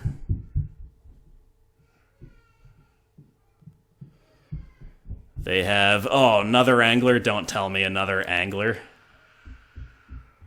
Oh, that sucks, dude. That sucks. Oh, man. Okay, Fatal Push. Yeah, not a very good one. Not a very good one at all. So...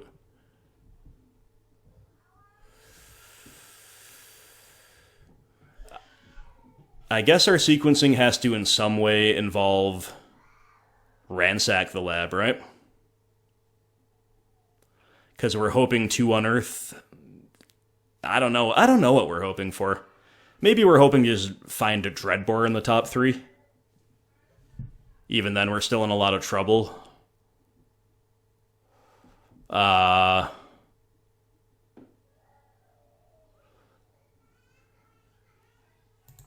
Yeah.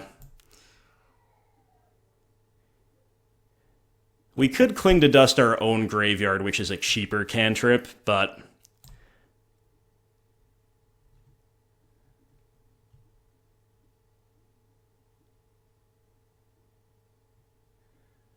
Lightning Bolt Seasoned Pyromancer, huh? Not exactly the best finds I've ever seen.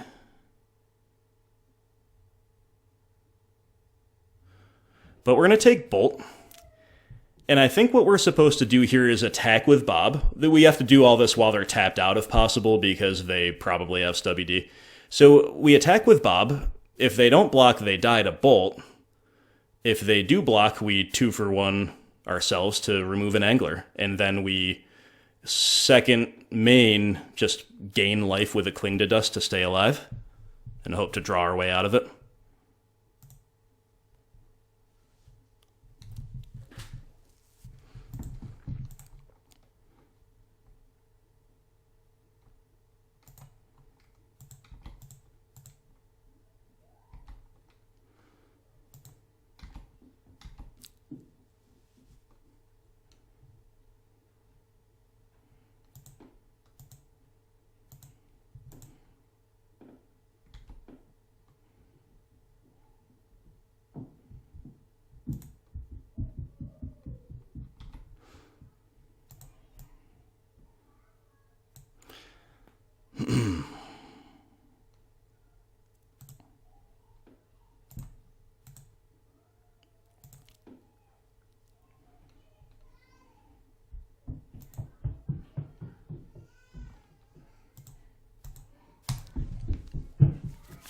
All right.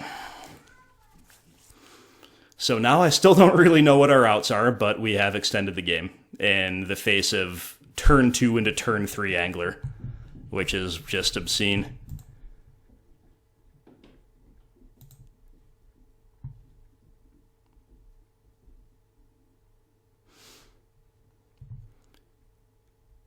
Okay, we gotta try to stay alive with Spyro, right? I think I'm supposed to bin Kroxa actively here because he's good to escape next turn. And then I guess I might as well bin Fatal Push as well, right? Even though the other Spyro is clunky. Well, no, because they could flash in Snapcaster or draw a Shadow. So I'm going to bin the other Spyro. We're clearly escaping Kroxa next turn if we get a next turn. Alright.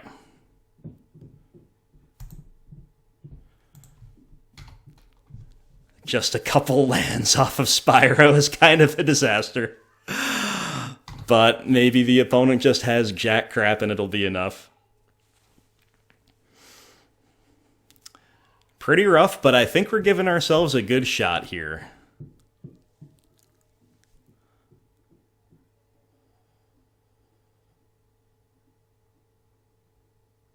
They cannot afford the attack. And they also don't play to the board, and we draw Lightning Skelemental. Okay, what do we do? We cannot play Skelly and escape Kroxa. I think more things can go wrong if we try to shove all in with a Skelly, because shoving in with a Skelly...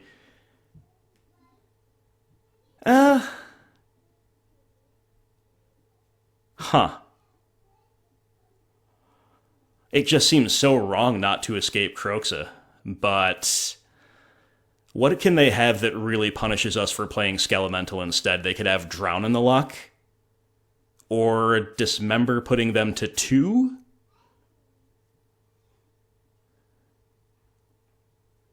I don't know. If they didn't do anything at all last turn, we're probably in, like, good enough position to escape Kroxa here.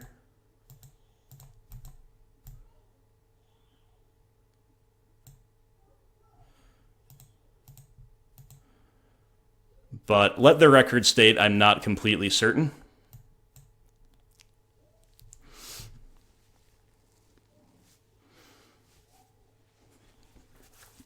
But, like, if we can just survive this turn, turning our whole board sideways, including a Skelemental out of hand, is obviously going to be lethal next turn, right?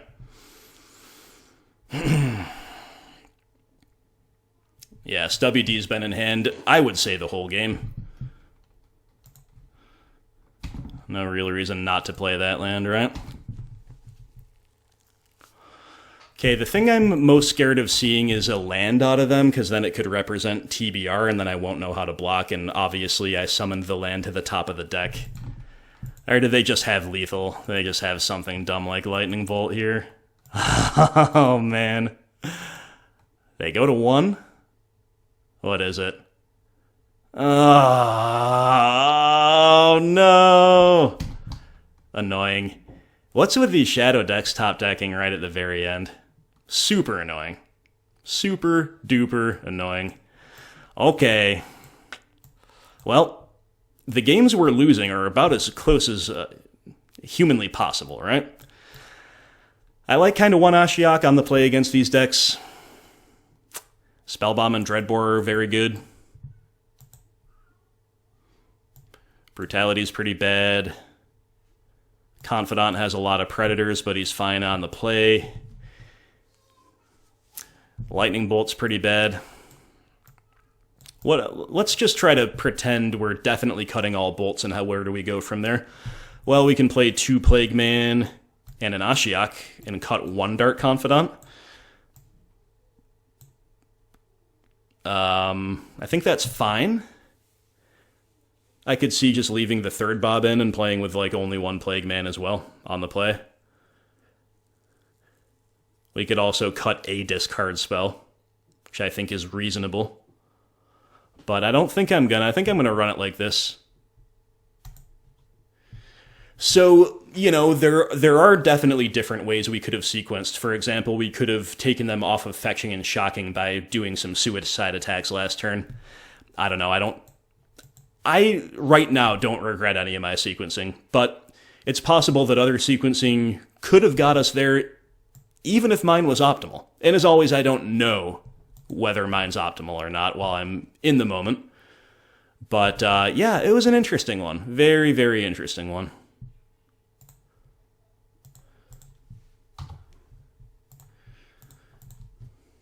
Our hand is fine. It's unexciting, but very value dense.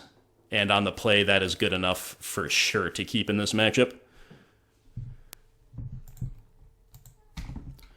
I now regret having played Blood Crypt, because it's possible that we either end up with an ETB-tapped Cliffs on turn 4, or a Bloodstained Mire locked out by a potential Ashiok.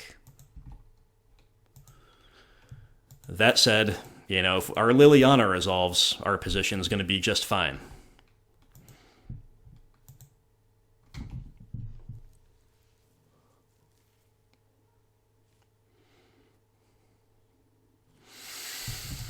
Thoughtseizing us. Well, again, at least we're packed with value, but I'm sure Lily's going down here unless they, like, have a stubborn denial to hold up and they want to dare us to test the waters for it. But yeah, she goes down. Yeah, that's rough.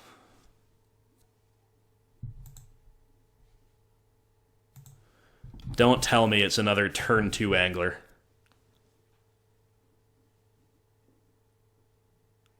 It's not.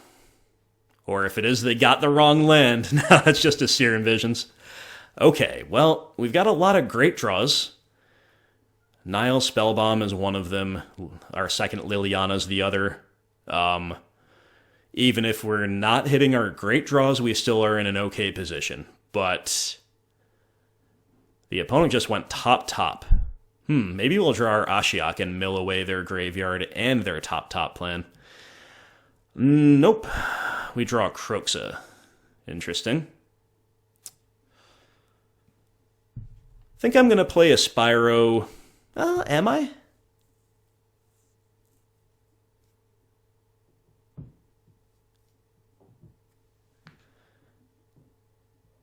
Yeah, I think it's a judgment call to start churning through the deck here pretty aggressively. Pitch a land, pitch a Kroxa. It's not maximizing the value of the card Kroxa, but it is letting us see cards earlier and also making a token, right? There's our Spellbomb, but certainly if they have an angler in hand, they can play it very comfortably now. So we gotta fade that for 1 turn, but they're gonna go to their main phase with a full grip.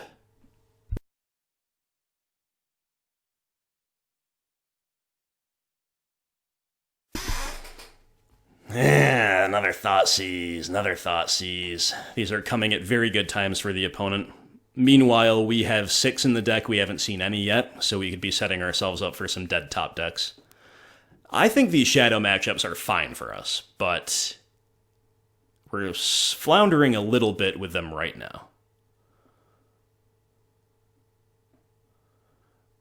Little surprised to see them take the Spellbomb there. Oh, Ashiok? Okay. I think I like that.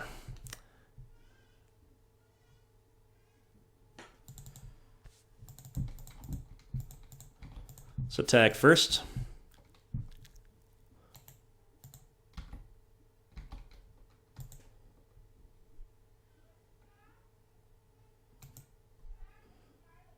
Bolting the Spyro.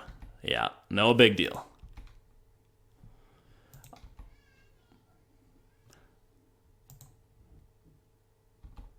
One of the reasons we attack there first is because now we know that we don't have to shock in Blood Crypt. We still can to hold up Fatal Push, but that kind of gives away our game enough that I think I'd rather not. So we get one of the cards off the top of their deck that they wanted, if we mill them.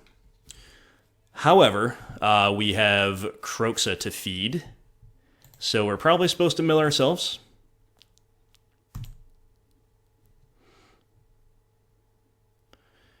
Yeah, the opponent actually already knows we have a Fatal Push, so I am just going to shock it in. We'll see if we lose by 2 life. I kind of doubt it from this position. Like, I'm not saying we can't lose, but I don't think our life total is going to be the factor like it was in Game 1.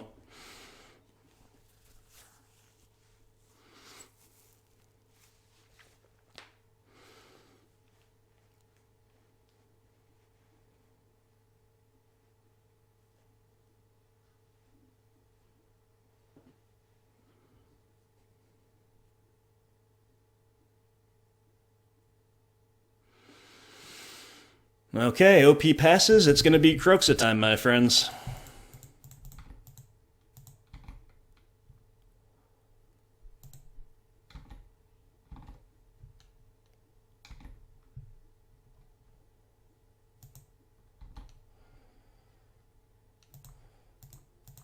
I don't think I'm milling with Ashiok, even though we have a couple reasons to this turn.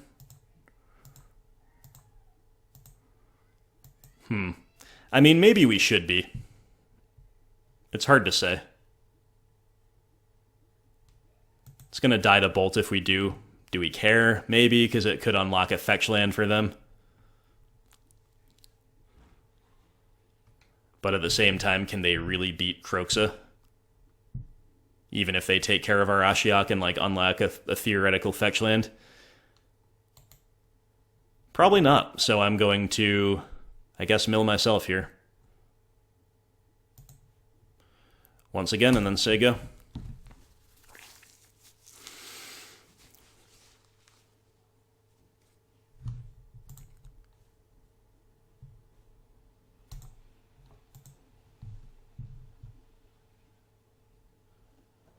Fatal Push for Kroxa, yep.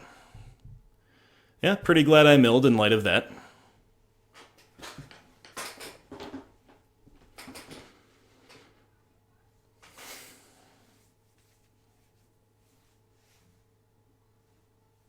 It's a pretty fun league so far, guys, not gonna lie. Not gonna lie. Hope you guys are feeling the same way at home.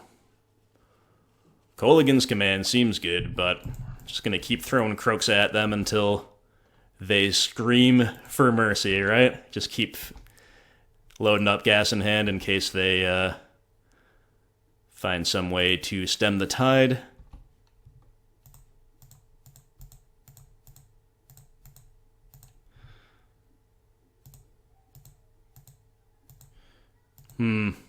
Maybe we should have milled first with Ashiok. We just took a little bit of gas away. We took a Spyro away. It's no big deal, really.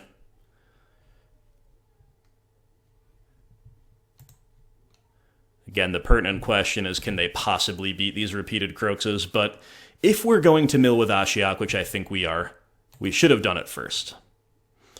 On the other hand, you know, we clear out their graveyard better this way, if that matters, so... Pros and cons, I guess, right?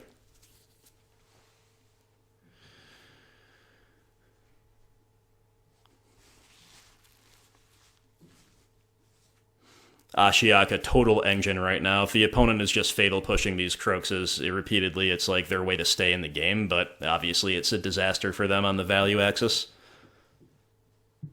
Strangely enough, you know, we're still kind of even on cards, but we have a lot more. We're representing all the X for ones right now, and then they fetch into an active Ashiok. Ashiok MVP here. Oh, that was good. That was good for us. Oh, that was very, very good for us. Maybe they knew they were doing it. Kinda doubt it.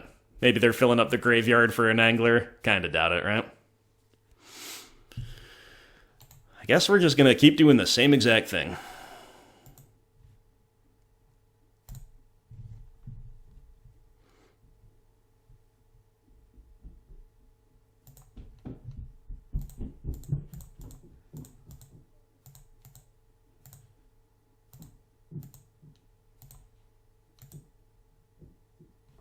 Okay, they've had enough. They've had enough of the extreme resource depletion at the hands of Kroxa. Sweet. Alright, now we have to win game 3. Gonna be tougher. Often I don't like Ashiok that much on the draw, even as a one-of, but on the evidence of that, I mean, granted, the opponent had some issues. They never found a real threat to stick. But nevertheless, on the evidence of that, Ashiok was mighty, mighty nice. And what do we bring back if we cut the Ashiok? Not much. It would be a matter of pivoting to lightning bolts and hoping to find windows where they're good. And you can argue that, like, Dark Confidant should kind of be out even more so than trimming 1 here on the draw. But I think I'm just going to run it back exactly as is. I think I have enough faith in our deck to win the grind that we don't need to try for lightning bolt cheese. We should just commit to grinding with the perfect 60 that our 75 can yield, right?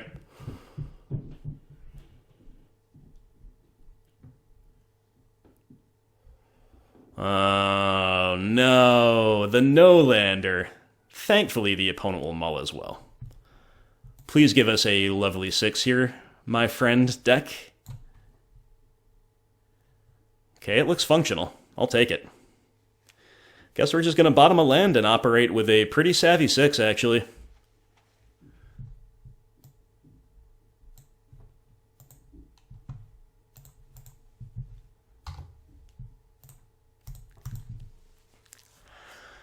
Alright, game 3, both players mulling. We're on the draw.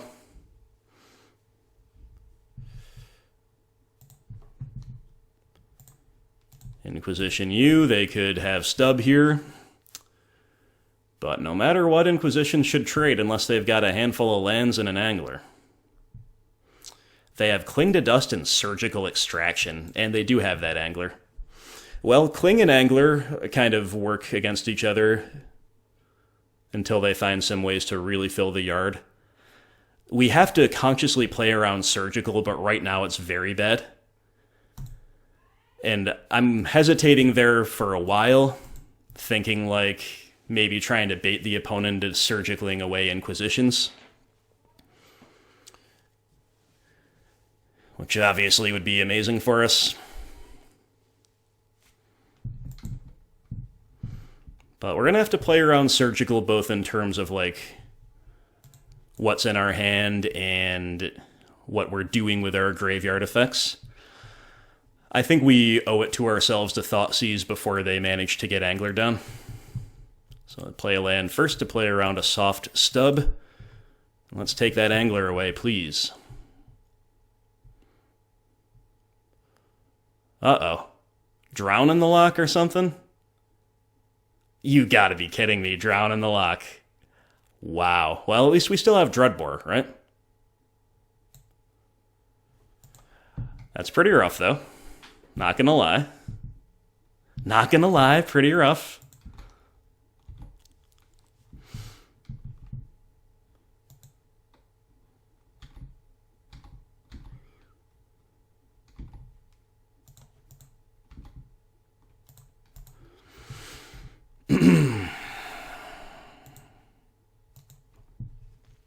That was an extraordinarily good draw from the opponent.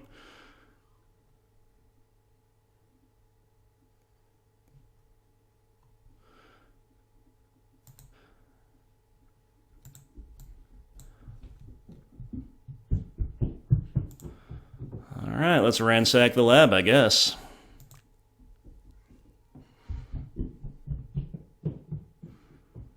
Couple lands and a Cling to Dust. Well, Cling is actually reasonable here.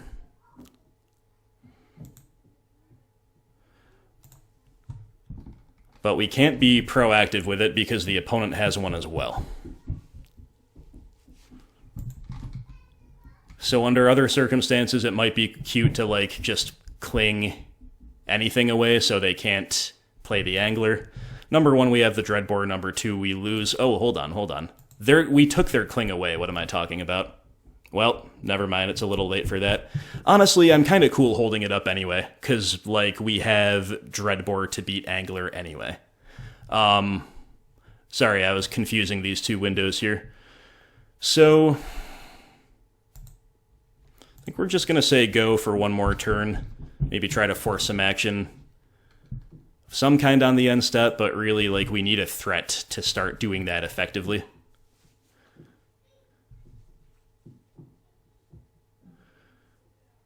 Alright, in response, I'm gonna go for a Cling on the Cling.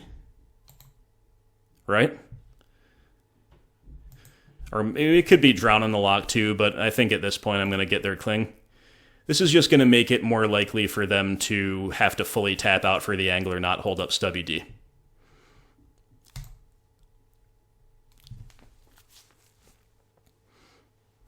Let's hope they don't have another Cling in hand, right?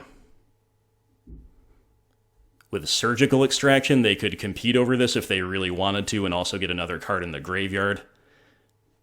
They don't. Alright, so again, the opponent can still shock here and just tap out for an Angler, but I think that's good for us.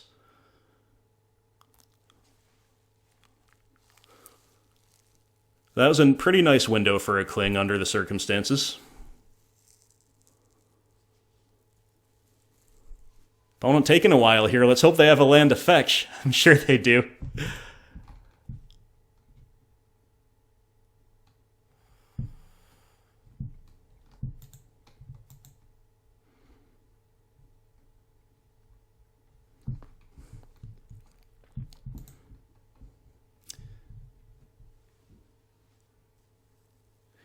Now the hesitation. So this to me really indicates Stubby D.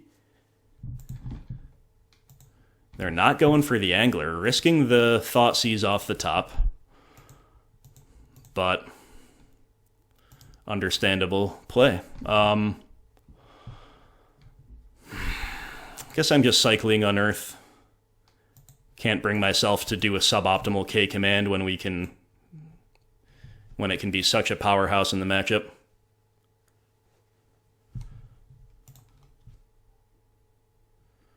Ew.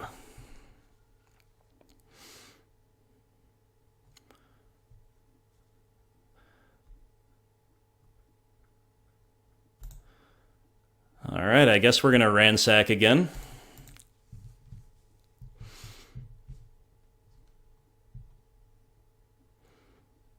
Inquisition, Liliana, Plague Engineer. These are some fine ones. We're probably supposed to take Lily.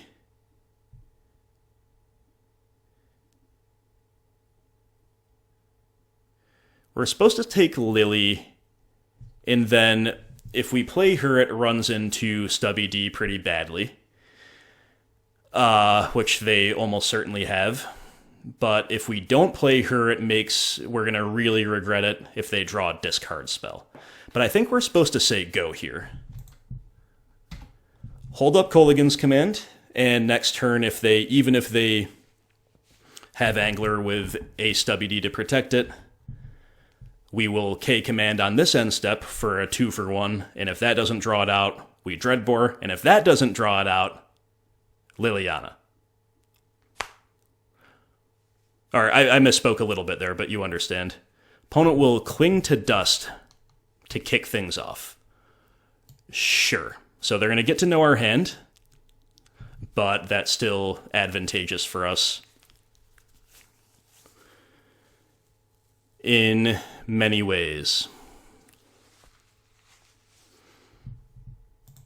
So there should be no, like, real easy way that they can protect this angler with a lone WD from our hand. And they only get one other spell out of our deck. We only had one other Cling.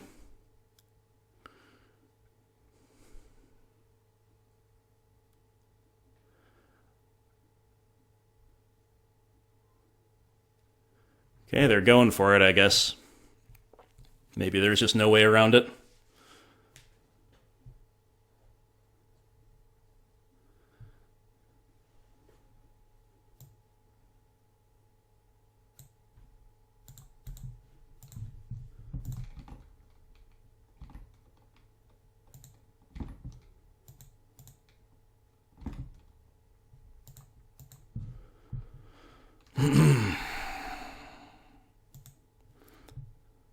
Alright, I buy back a Plague Man, you discard a card. It's kind of a weak one to buy back, but it's still a really nice 2-for-1. And they could have WD here, they could have another Surgical, I guess. A Cling to Dust, but they don't. So we get a 2-for-1. Nice. They know about this land, so let's lead on that and then play a good old-fashioned Dreadbore. It'll resolve. Okay, didn't expect that. I guess we were supposed to jam Lily, right?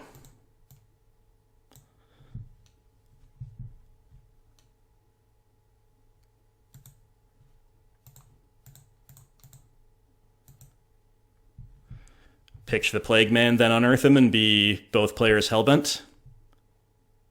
Okay, I'm gonna pay for it.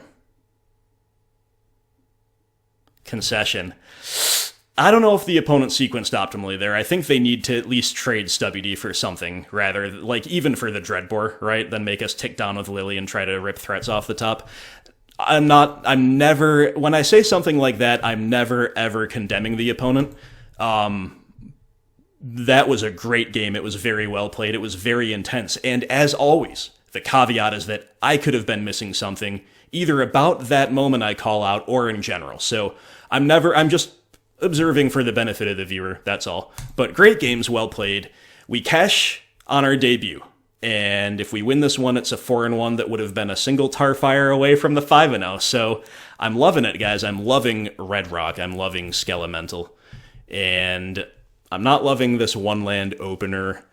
This one does not have the Inquisition, which not only is the best turn 1 play, but also turns on Cling to Dust for sure as a cantrip. So I'm going to mull. You hate to, right? You really hate to, but this is a much more functional 6. I'm going to keep, and it's a real tough call as to what to bottom. This would just be an amazing 7. I think we definitely have to keep our 1 and 2 drops, so it's either K-Command or Skelemental that we bottom. Even though it's the namesake card of the deck, I am unfortunately going to bottom Skelemental. We could definitely come to regret this, but I'm playing for higher upsides here, and that's why I'm running out the untapped land here.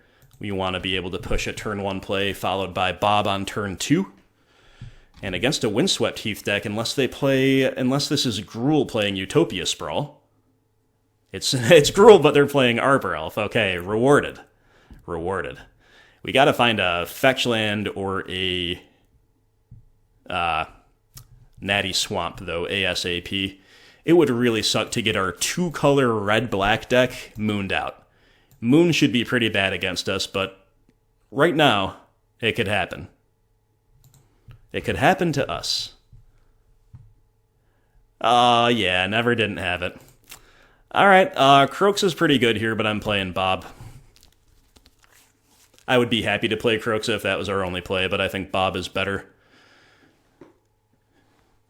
OP with a Stomp. Yikes. Well, that punishes us. Unearth. Interesting. Interesting indeed.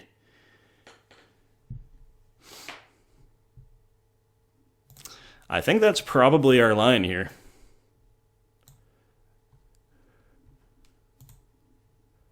Kroxa and then Unearth the Bob, right?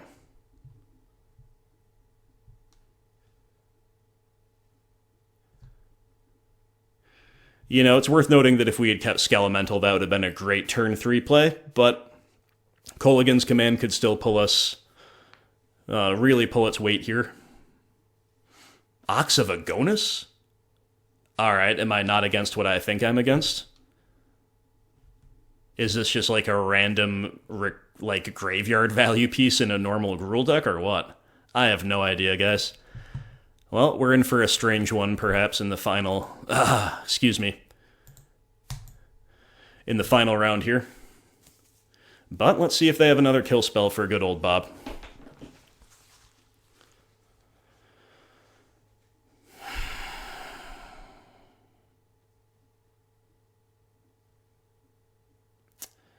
I'd love if they, like, tapped out for Magus of the Moon, because we can easily kill it. And they play Bone Crusher. Alright, at least we're untapping with Bob. Let's see what he yields. Another... Okay, Lightning Skelemental? Sure. Sure, don't mind if I do. That's going to be the play here. We're getting the graveyard nice and big for Kroxa. If they are a Gruul deck, randomly playing Ox, then we have more... security against a Blood Moon effect with a second fetch.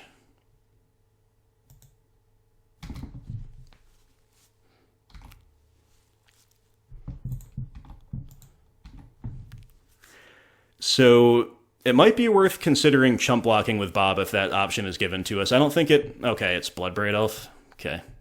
Into Sprawl. I think I'm supposed to trade with Bob, because then we can escape Kroxa. And that seems amazing.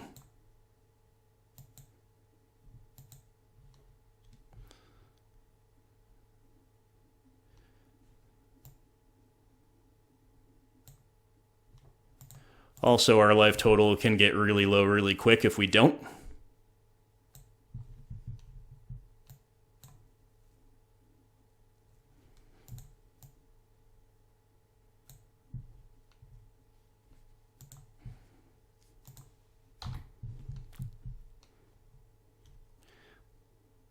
Well, Kroxa does the same job Thoughtseize would do, but a whole lot better, right?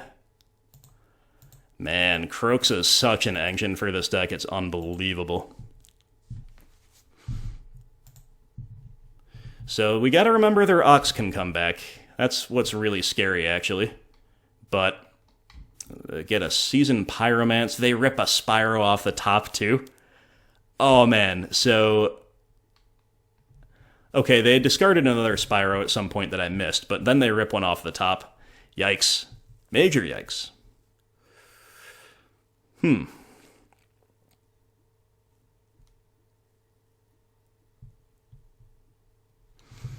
Well, a couple bad draws off the top in the form of Thoughtseize and Blood Crypt, but I guess we are supposed to Thoughtseize here.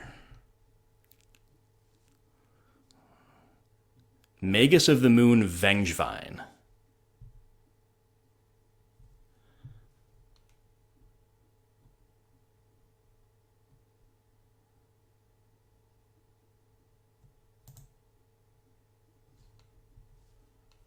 Guess we kill Spyro, shock them, which is going to force the chump block out of Bone Crusher. Or no, not necessarily, but I mean probably, right? Who knows? That's what we're doing anyway, I think.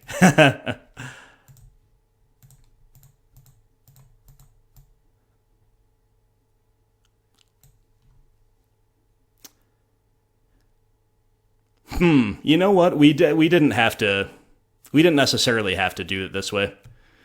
Maybe that was bad. I didn't think about that one long enough, simply because now the Kroxa... Well, no, I'm sorry. I did think about this correctly, I just talked myself out of it as I was talking about it to you.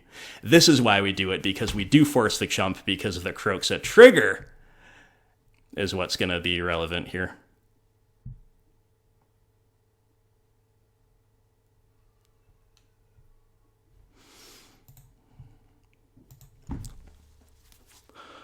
Alright, so opponent can stay alive with Ox of Agonis, Flashback, Spyro tokens, whatever it's going to be.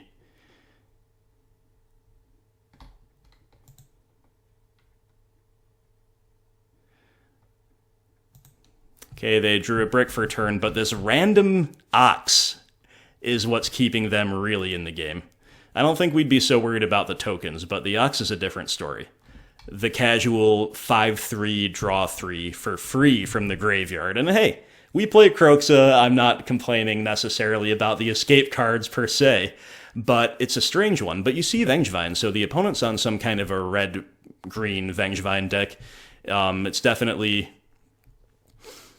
I mean, we could be getting Vengevine right now for all I know. That would really suck. Bloodbraid Elf? Wow. Wow. Okay. Kiora Behe... Okay, this is very far from Gruul. It just kind of plays the Arbor Elf Utopia Sprawl Magus of the Moon package. And other Gruul staples, I guess, like Bone Crusher and Spyro. But, dang. Alright, well... Ransack the Lab, okay. This was a nutty cascade, too, because now, like, removal for the Ox doesn't do it. What can we find? Nothing relevant.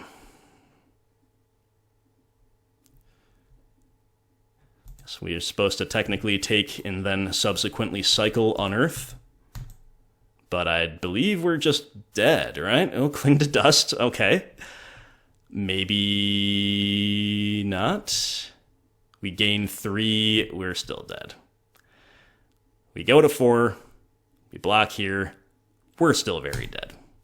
I don't even know what this card does. Untap target permanent, oh, draw a card, okay, wow. This is a very random deck to face, and I'm afraid it seems like a pretty bad matchup for us, but we'll try our best. It's going to feel bad to just kind of slump to a 3-2 if we run into this random Gruul pile. But, let's see what avails us. We kind of have to compete with, like, the normal Gruul value bombs, as well as definitely have to compete over the graveyard, which we normally don't have to do against Gruul. All the while, we have to kind of dance around getting mooned out on turn 2, and maybe they play turn 2 Klothys potential, things like that. So it's all very interesting, I guess. I think Pillages are okay in the matchup, but I suspect that we're not going to play them. We have too much else to do. And I don't know their deck well enough. For all I know, they could pack like Renin 6 or something to make land destruction irrelevant. I don't mind Brutalities on the play, but I probably still, even on the play, don't want 3 in there. Dreadbore has been seeing a lot of action this league. Here's another example. It's a pretty trusty configuration of 2 Spellbomb, 1 Ashiok coming in, when you don't necessarily need the second Ashiok. I think most of our deck is pretty darn good here.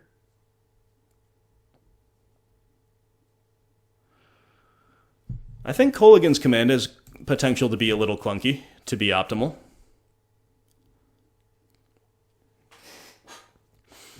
I also might get a little bit bold and cut like a couple discard spells, because it is a mid-range grindfest. We are on the play. I think I'm going to do that, and then from there, I don't know what the final cut should be. I think I want to leave in all 3 Bobs on the play. I think I want to leave in all my pushes and bolts to take care of turn 1 Arbor Elf. So I guess I'm just going to cut like a Ransack the Lab. But this is the sideboarding I am least sure about. You know what? Maybe we just play without Brutality, because they look like they're like all creatures just about. And while Brutality does kill creatures, again, we do have all of our pushes and bolts staying in. So is Ransack the Lab the card we want to bring back? I think so. Alright, guys. Well, I think we got an uphill battle to go 4-1 here, but let's try. Ew. Ugly, ugly one-lander. I think this is a mulligan. This is a terrible matchup to mull in as well. Let's send it back. Another one-lander. This one is at least a lot more playable. I think I'd rather play this than go to 5. So, we'll keep.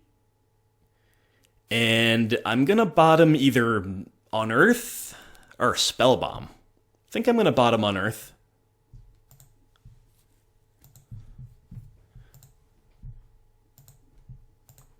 And hopefully this Thoughtseize can really be impactful in conjunction perhaps with a Lightning Bolt. And Cling to Dust, Spellbomb. They have Wheel of Sun and Moon and a Utopia Sprawl. Well, their hand does like nothing, but obviously if they draw any top decks, we're in some trouble. If we let the Utopia Sprawl ramp them into it. Nevertheless, I think we have to leave Sprawl and take Wheel of Sun and Moon. Or at least I'm going to choose to.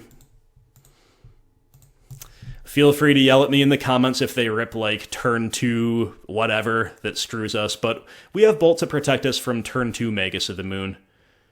You know, obviously Klothys is the quintessential unbeatable card for black-based midrange. Yikes, dude. Yikes, 3-drop. So let's play Cling to Dust, I guess. And try to hit a second land. We did. Beautiful. I'm gonna run out Spellbomb. Okay, Cling to Dust, definitely awesome this league. Definitely a really nice 2-of that smooths out the deck and is very, very relevant in Modern right now. So opponent has had 2 looks at a turn 3 play. Have they found one? Well, obviously they have. Obviously they have. Is it just Magus? Oh no, it's Klothys. Oh, why did I predict this? Why did I predict this? This is so dumb. I hate playing against turn 2 Klothys. It's like my least... It's like the reason I hate Gruul. Everything else is like respectable, but the reasons I'm an enemy of Gruul is because, number one, I'm like, okay, what do you do against combo? What do you do against, you know, a lot of linear strategies? What do you do besides beat up mid-range? But the other reason is because I hate turn 2 Klothys. Okay, less complaining, more playing. I will just run out the Bob and hope to get lucky. I think that's where we're at.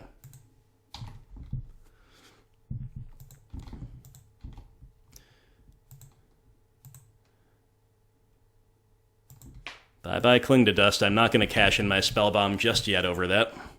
Not until I can draw off of it. Maybe that's all the opponent's got for gas, and if so, maybe we can win, but Klothys is going to be a big problem.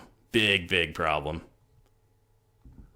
We need them to find, like, nothing else. And we need to find the right half of the deck as painlessly as possible here. And we promptly draw a 3-drop off of Bob, and also, for good measure, fail to hit the 3rd land. That's about as bad as it gets, my friends. Let's try Ransack the Lab. Let's try to dig for that 3rd land.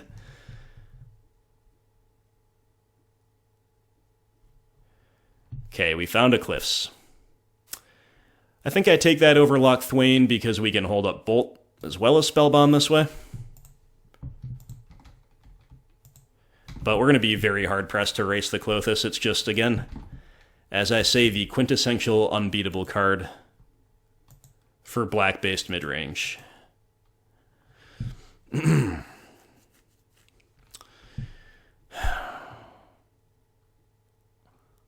Do we save ourselves the life swing here? I think I might as well, right?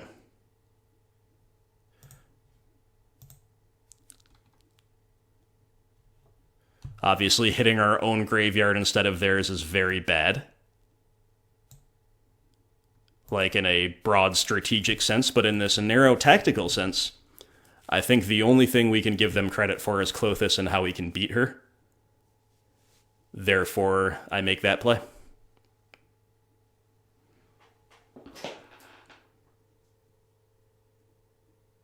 Okay, opponent shows us a land we don't know about, so they are at least a little bit flooded, but there's the Bloodbraid Elf. Okay, only into an Arbor Elf, but the haste threat's definitely a bad one. But they have at least 2 other lands in hand, unless I've missed a trick by tracking one of them. And at least we can bolt one and Lily the other, but again, this doesn't really help us erase Klothys.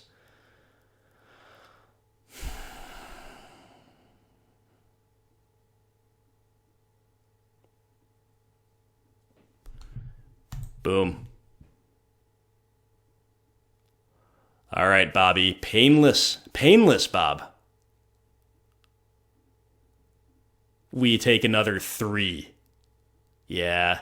I think that about seals our fate, don't you? Like, technically, we'll be able to bolt our own Bob and stuff, but we needed actual good luck, not just whatever this is. We were in a position where we actively needed good luck. Opponent says you're very good at revealing 3 drops off of Bob. Well, thank you very much. Thank you kindly for the compliment. I do appreciate it. So one option here is to place... I think we're actually supposed to play Spyro.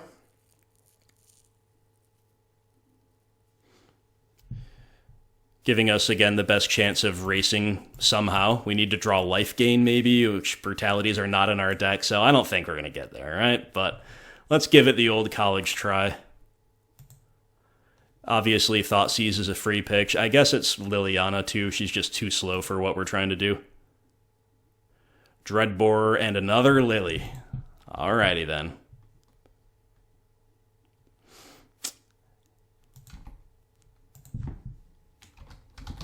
I'll say truth to the opponent.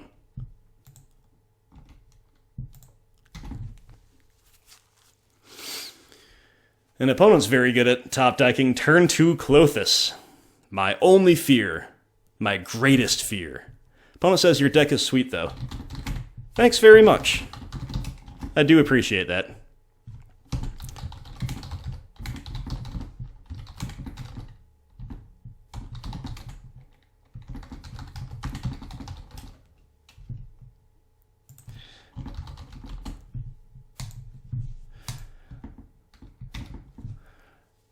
And opponent's deck is definitely pretty cool, too. It'd be cool to play around these Klothys triggers with another Cling to Dust in hand. Unfortunately, we don't have it. But yeah, opponent's deck is definitely... I mean, I kind of hate the Gruul piles, but it's cool to see a different take on them. The graveyard action. That Ox is what kept them in the game 1, right? So, definitely pretty cool. And opponent definitely a nice person. Psychophobic. Shout out to you if you ever see this. And yeah, maybe this is getting a little more traction, this kind of like Gruul Vengevine deck. But I've never seen it before. Opponent says, I've been playing Fonza for 5 years and got bored, so I took the shell and added Vengevines. They work really well with Spyro and Bloodbraid.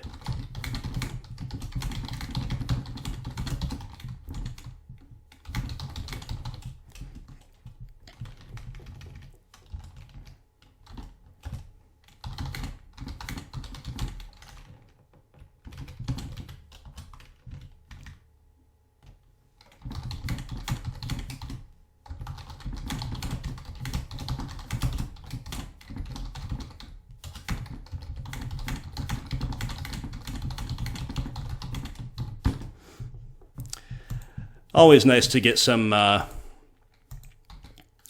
friendly interaction from the opponents, and I just let them know that the great victory they're exerting over us here will be on the channel. So,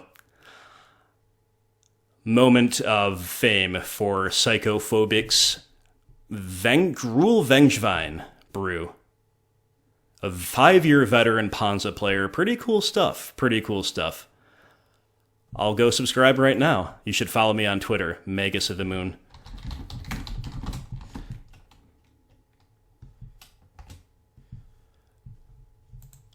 I was typing, so I went right through my own step there. Yeah, well, we're gonna obviously die to our own Bobs, but...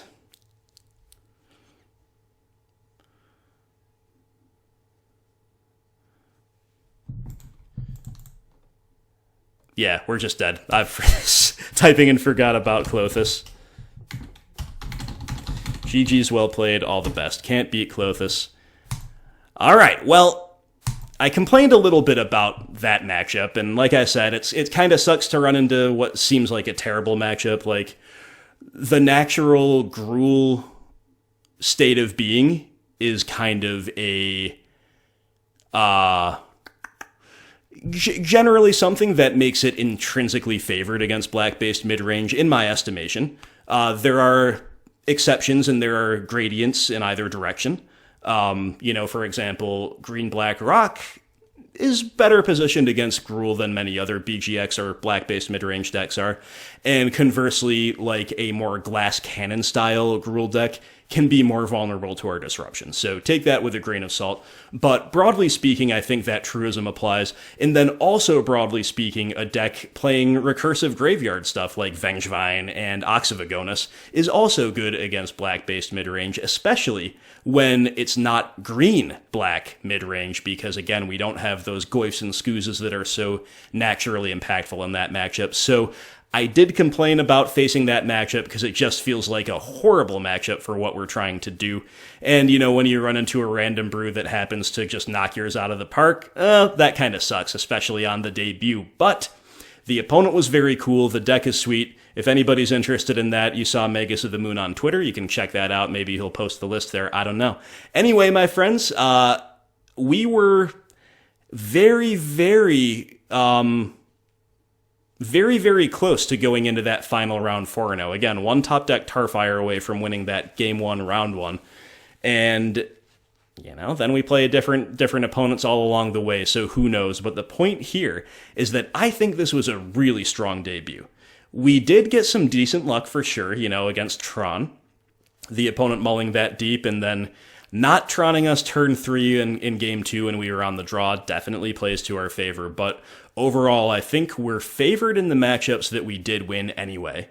And in some of the ones where it's more even, like the Shadow matchups, yeah, it could really have broken our way on a different day. Plus, this is my first time piloting the deck, so as always, guys, I might not have played perfectly. You, I'm sure, will let me know about that in the comments below, but this was a really long league. It's summer, and therefore it becomes very hot and uncomfortable to sit yelling into my microphone for hours on end. I'm gonna go do something else, and I'm gonna go cool off and hang out with my family, eat a little food maybe. But I hope you enjoyed this one. We're back to our winning ways. Could have been definitely better, but yeah, I think at least a couple of our wins were relatively narrow too. So I think this shell has got a lot of potential, and I hope to see some of you pick it up or give me your thoughts at least on about how it could be built. And I plan on continuing to play with it, because right now I am not satisfied playing green-black X into snow piles. I think you kind of have to be on Jund to be in with a chance, and even so, I don't really like the gameplay that leads to, per se. I like to have a more clearly defined role when the meta is as broad as it is, and when so many things you can randomly run into, like round 5 opponent just now, can punish a mid-range strategy. So I like the clearer identity of this Red Rock Rakdos Skelemental build. Like, we are all in, as I say, on resource depletion, and we are definitely presenting a faster clock on average than any BGX deck, shy of having like a perfect turn 2 Tarmogoyf curve out. And even so, our perfect curve outs are faster, right? So there you go. I think this is really cool. Finally, I've always loved 2-color decks the best. That's just my preference. In the modern format, 2 colors appeal to me. In Pauper, monocolor appeals to me right now, and maybe in Legacy, 3 or 4 color would appeal to me. But in Modern, I've always loved 2-color decks, and that's what we're doing here. So, yeah, good games, well played to all of our opponents. As always, guys, if I do, some people, like, sometimes I genuinely do get a little bit salty, and I accept that, and I own that, and I'm trying to improve upon that. But sometimes I'm just, like, offering color commentary, and I'm not mad, and I'm like, oh no, the Tarfire, unbelievable.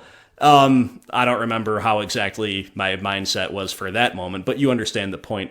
Some people misinterpret the color commentary, or like me trying to have an animated presentation, as being salty, and I'm salty enough without ascribing saltiness falsely, if you will. So understand that, some of the time when I make a comment like, oh my god, how could they have that? I'm just trying to make the commentary interesting, right? So anyway, I had a lot of fun here. I had a ton of fun. I hope you did too. Thank you once again to Brandon Gunthner for becoming a confidant when he was formerly but a lowly inquisitor.